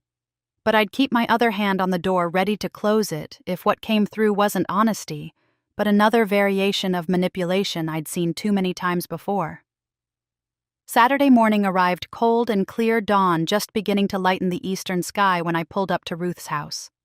The kitchen light was already on. I walked up the path I'd walked hundreds of times as a child, let myself in with the key Ruth had given me, and found the coffee already brewing. Then I heard a car door slam outside and heavy footsteps on the porch that weren't Kayla's. Trent had somehow learned about the meeting, and he'd decided to show up uninvited. Trent stood in the doorway, backlit by the pre-dawn gray, his presence transforming the kitchen from sanctuary into crime scene. But I didn't move, didn't flinch, because Delia had anticipated this possibility and planned accordingly. Saturday dawn had painted frost across the windows of Grandma May's house, the wooden table between Kayla and me serving as silent witness, the way it had witnessed 3 generations of family business. Kayla had arrived at 6:02, 2 minutes late, looking exhausted in ways that went beyond lack of sleep. Dark circles under her eyes, hair pulled into a messy ponytail, one hand resting unconsciously on her belly, where a barely visible curve suggested the future growing inside her. I'd arrived 15 minutes early, enough time to lay out the folder I'd prepared, thinner than the burgundy accusation from Thanksgiving, this one labeled simply Restoration Path in black permanent marker. Not a weapon. A roadmap.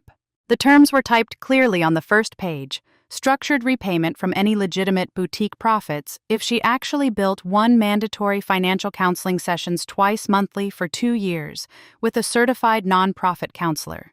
Public apology, to be delivered at church, but written with therapist guidance, rather than performed for social media and formal execution of the infant trust paperwork that would protect her child from the consequences of choices made before that child existed. Morning light filtered through Ruth's lace curtains, gold and cold, simultaneously illuminating 2 women who were sisters by blood and strangers by choice, and survivors of the same broken family system.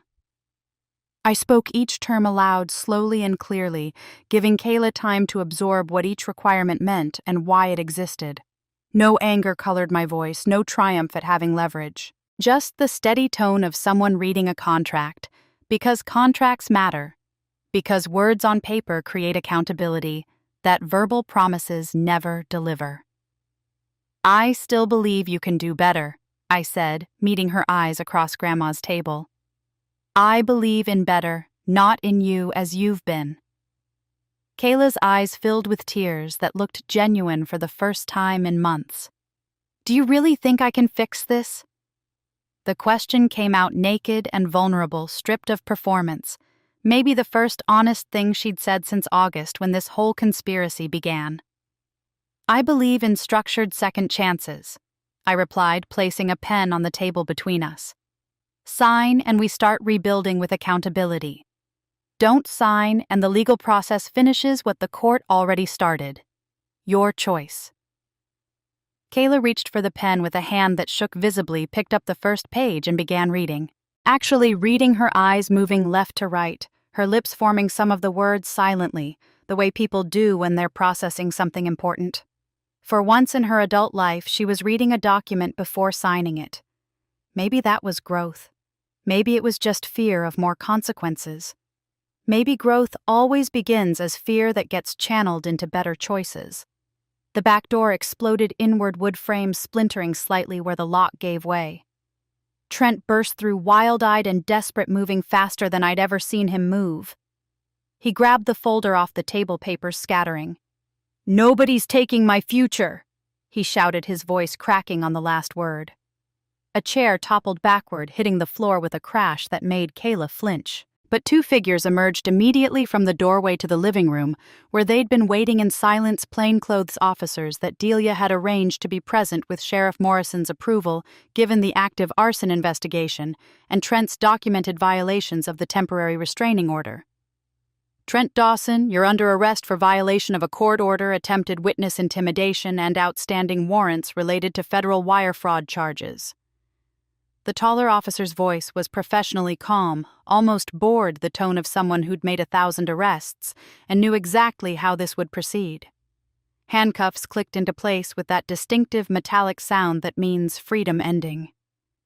Trent's face cycled through emotions like someone flipping television channels, rage to panic, to disbelief, to something that might have been recognition that he'd finally run out of rooms to run into. Kayla slumped in her chair, put her head in her hands, and made a sound that wasn't quite crying, but wasn't quite anything else either.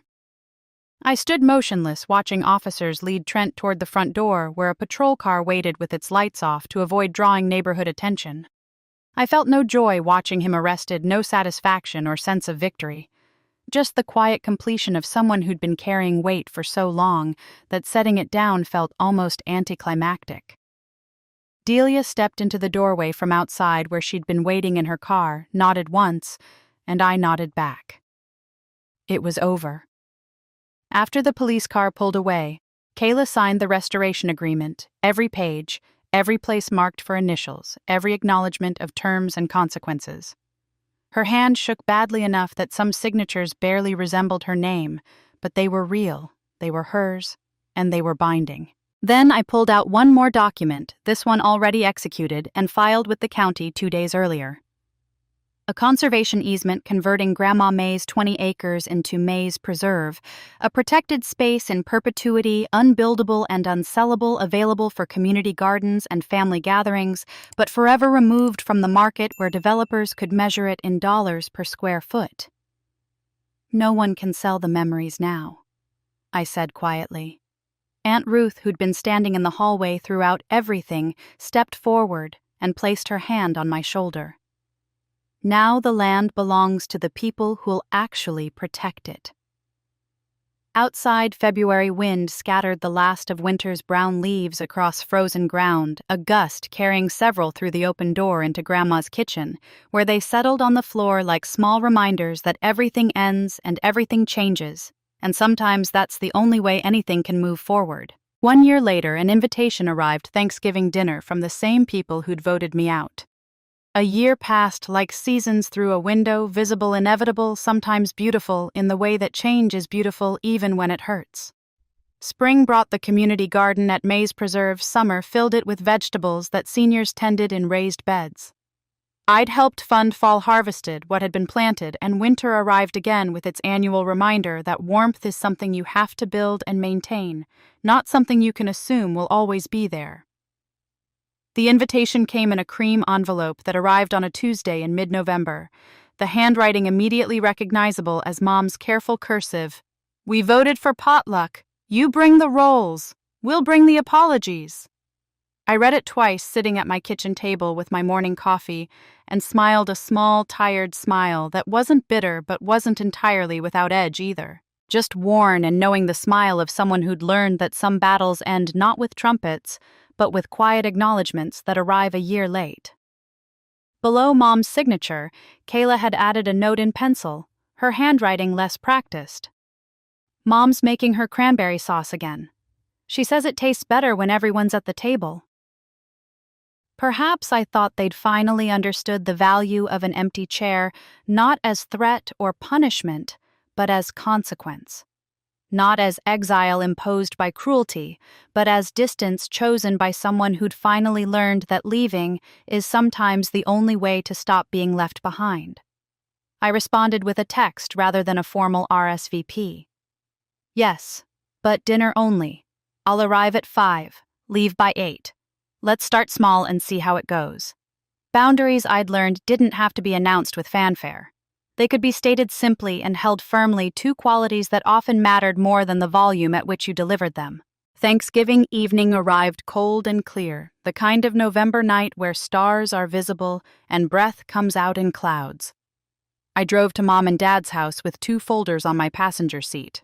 Metaphorical bookends to a journey that had started with a burgundy manila folder exactly 1 year ago. The first folder was cream-colored, labeled in my neat block printing, "Paid in full."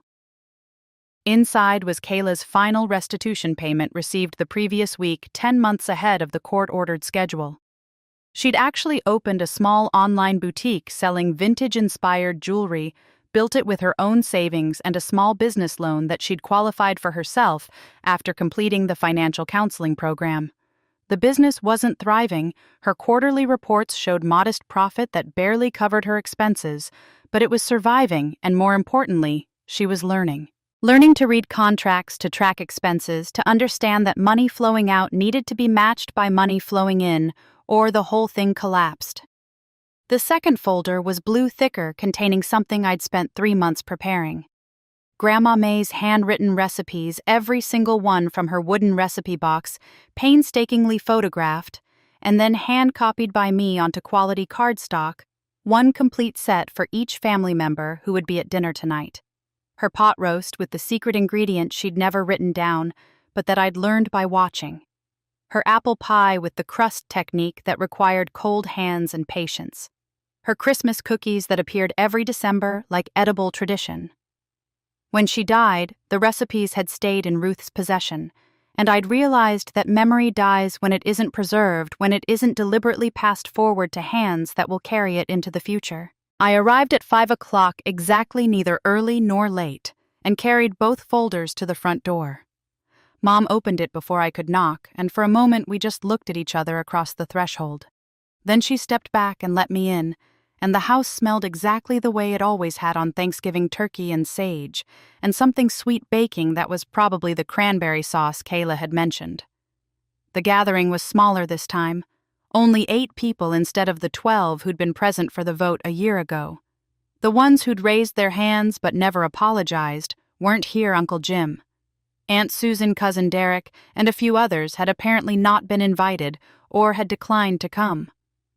What remained was a core of people who'd done the harder work of acknowledging what had happened and their part in it. I placed both folders on the dining room table before we sat down to eat. The cream one labeled Paid in Full sat on top of the blue one full of recipes. The room went quiet as people noticed them, understanding without explanation that these objects carried meaning beyond their physical form. No one asked me to make a speech. No one needed to. The folder said everything that needed saying: debts cleared, heritage preserved, past honored, future possible.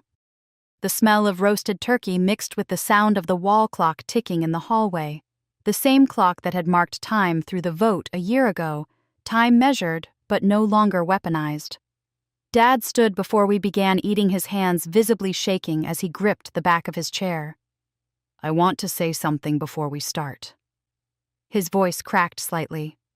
"This family spent a lot of years thinking that love meant control and that loyalty meant keeping quiet about problems. We thought Miranda's strength meant she didn't need support, and we thought Kayla's struggles meant she needed endless rescue.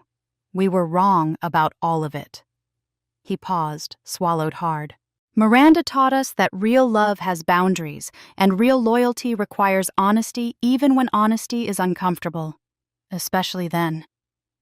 Mom reached across the table and took my hand, squeezing gently, and I squeezed back. Kayla stood then, and I saw she was holding a baby I hadn't yet met, except in photos, 7 months old. Dark hair eyes that looked around the room with the alert curiosity of someone discovering the world one moment at a time. "This is May," Kayla said, her voice steadier than I'd heard it in years. "Named after Grandma. I want her to grow up knowing her Aunt Miranda, the real one. Not the person I pretended you were when I needed you to be a villain in the story I was telling myself." She walked around the table and held out the baby, and I took her, feeling the solid weight of a life that held no judgment, carried no history, owed no debt. Just a child being held by her aunt, present moment curiosity, and the kind of trust that hasn't yet learned reasons not to trust. In that weight, I felt everything. I'd lost the year of exile, the damage to relationships, the nights wondering if I'd done the right thing, and everything I'd reclaimed, which was harder to quantify, but felt something like dignity, like the ability to look at myself in mirrors without flinching. The evening unfolded quietly after that.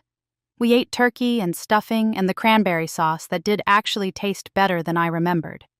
We passed dishes and made small talk and washed dishes together afterward, everyone finding their place in the kitchen's choreography the way families do when they've done something together enough times that it becomes muscle memory. No one made grand speeches about forgiveness or reconciliation. We just existed in the same space without fighting, which felt like enough for now. I left at 7:53, 7 minutes before my stated boundary of 8 o'clock, because boundaries don't bend for sentiment or the temptation to stay just a little longer. As I drove home through November darkness, I passed the sign I'd had installed 6 months ago marking the entrance to May's Preserve. The community garden was dormant now, beds mulched and ready for winter, but I could see in my headlights the small shed where tools were stored, and the bench where people sat to rest while tending their plots. Everything I'd fought for had been to protect this not land measured in property values, but space where memory could live and community could grow things together. I thought about Grandma's letter from the tin box, the one that had started all of this. "Don't let them take what's yours, but don't let winning turn you into stone." I'd managed both, somehow kept what mattered, and kept my heart soft enough to feel the difference between justice and revenge, between boundaries and walls, between protecting yourself and punishing everyone around you for requiring protection. My phone buzzed at a red light. Ruth's text contained just 3 words, "Proud of you." I smiled, typed back, "Thank you," and drove the last few blocks to my house. I unlocked my door, the smart lock I'd installed after the rock through the window, the security I'd built, after learning that safety isn't something you assume, but something you construct deliberately, and stepped into my quiet house. My house. My choice. My life rebuilt from the foundation up, according to specifications I'd written myself.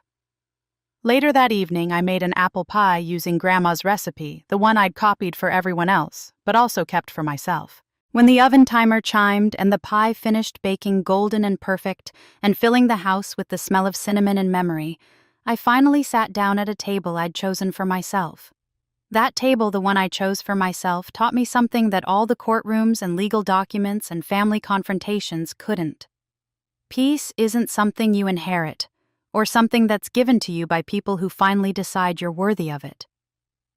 Peace is something you build with your own hands, one boundary at a time, one choice at a time, one moment of saying no, not this, followed by yes, but only this much. A year after that second Thanksgiving, Mays Preserve hosts summer concerts, where families spread blankets on grass that used to be measured in development potential and is now measured in memories being made. The heating fund continues expanded now to include cooling assistance during brutal summer heat waves because I learned that protection shouldn't be seasonal. Kayla's boutique grew enough that she hired her first employee, a young woman who reminds me of myself at 22, eager and trusting and still learning that documentation protects you better than hope. Mom and Dad visit once a month now, always calling first, always respecting the boundaries that used to feel like punishment, but now feel like the structure that makes relationship possible. I still keep records. I still document important conversations. I still read every contract twice before signing. But these habits aren't paranoia anymore. They're simply wisdom, the kind you earn by paying tuition in the school of hard experience. And when people ask me how I survived that year, how I managed to stand firm when everyone I'd ever loved was lined up against me, I tell them the truth. I survived because I finally understood that being the strong one doesn't mean carrying everyone else's weight until you collapse. It means being strong enough to set things down when they're not yours to carry. The burgundy folder from that Thanksgiving dinner sits in a fireproof safe in my closet now, not because I expect to need it again, but because some things deserve to be preserved as evidence that you were right to trust yourself when everyone else said you were wrong. Next to it sits the blue folder of Grandma's recipes, because memory and justice both require the same thing, careful preservation, and the courage to use what you've saved when the moment demands it. So if you're sitting at a table right now wondering if you're the problem, wondering if maybe you should just be more flexible, more understanding, more willing to sacrifice what you need, so that other people can have what they want, let me tell you what I wish someone had told me 20 years ago. Sometimes the most loving thing you can do is leave the table, and sometimes the bravest thing you can do is build your own. Now I want to hear from you. Have you ever had to choose between keeping peace and keeping yourself? Have you been the person everyone expected to sacrifice without complaint? Drop your story in the comments below. This community is built on people who understand that boundaries aren't walls. They're bridges to better relationships. And if this story resonated with you, hit that subscribe button.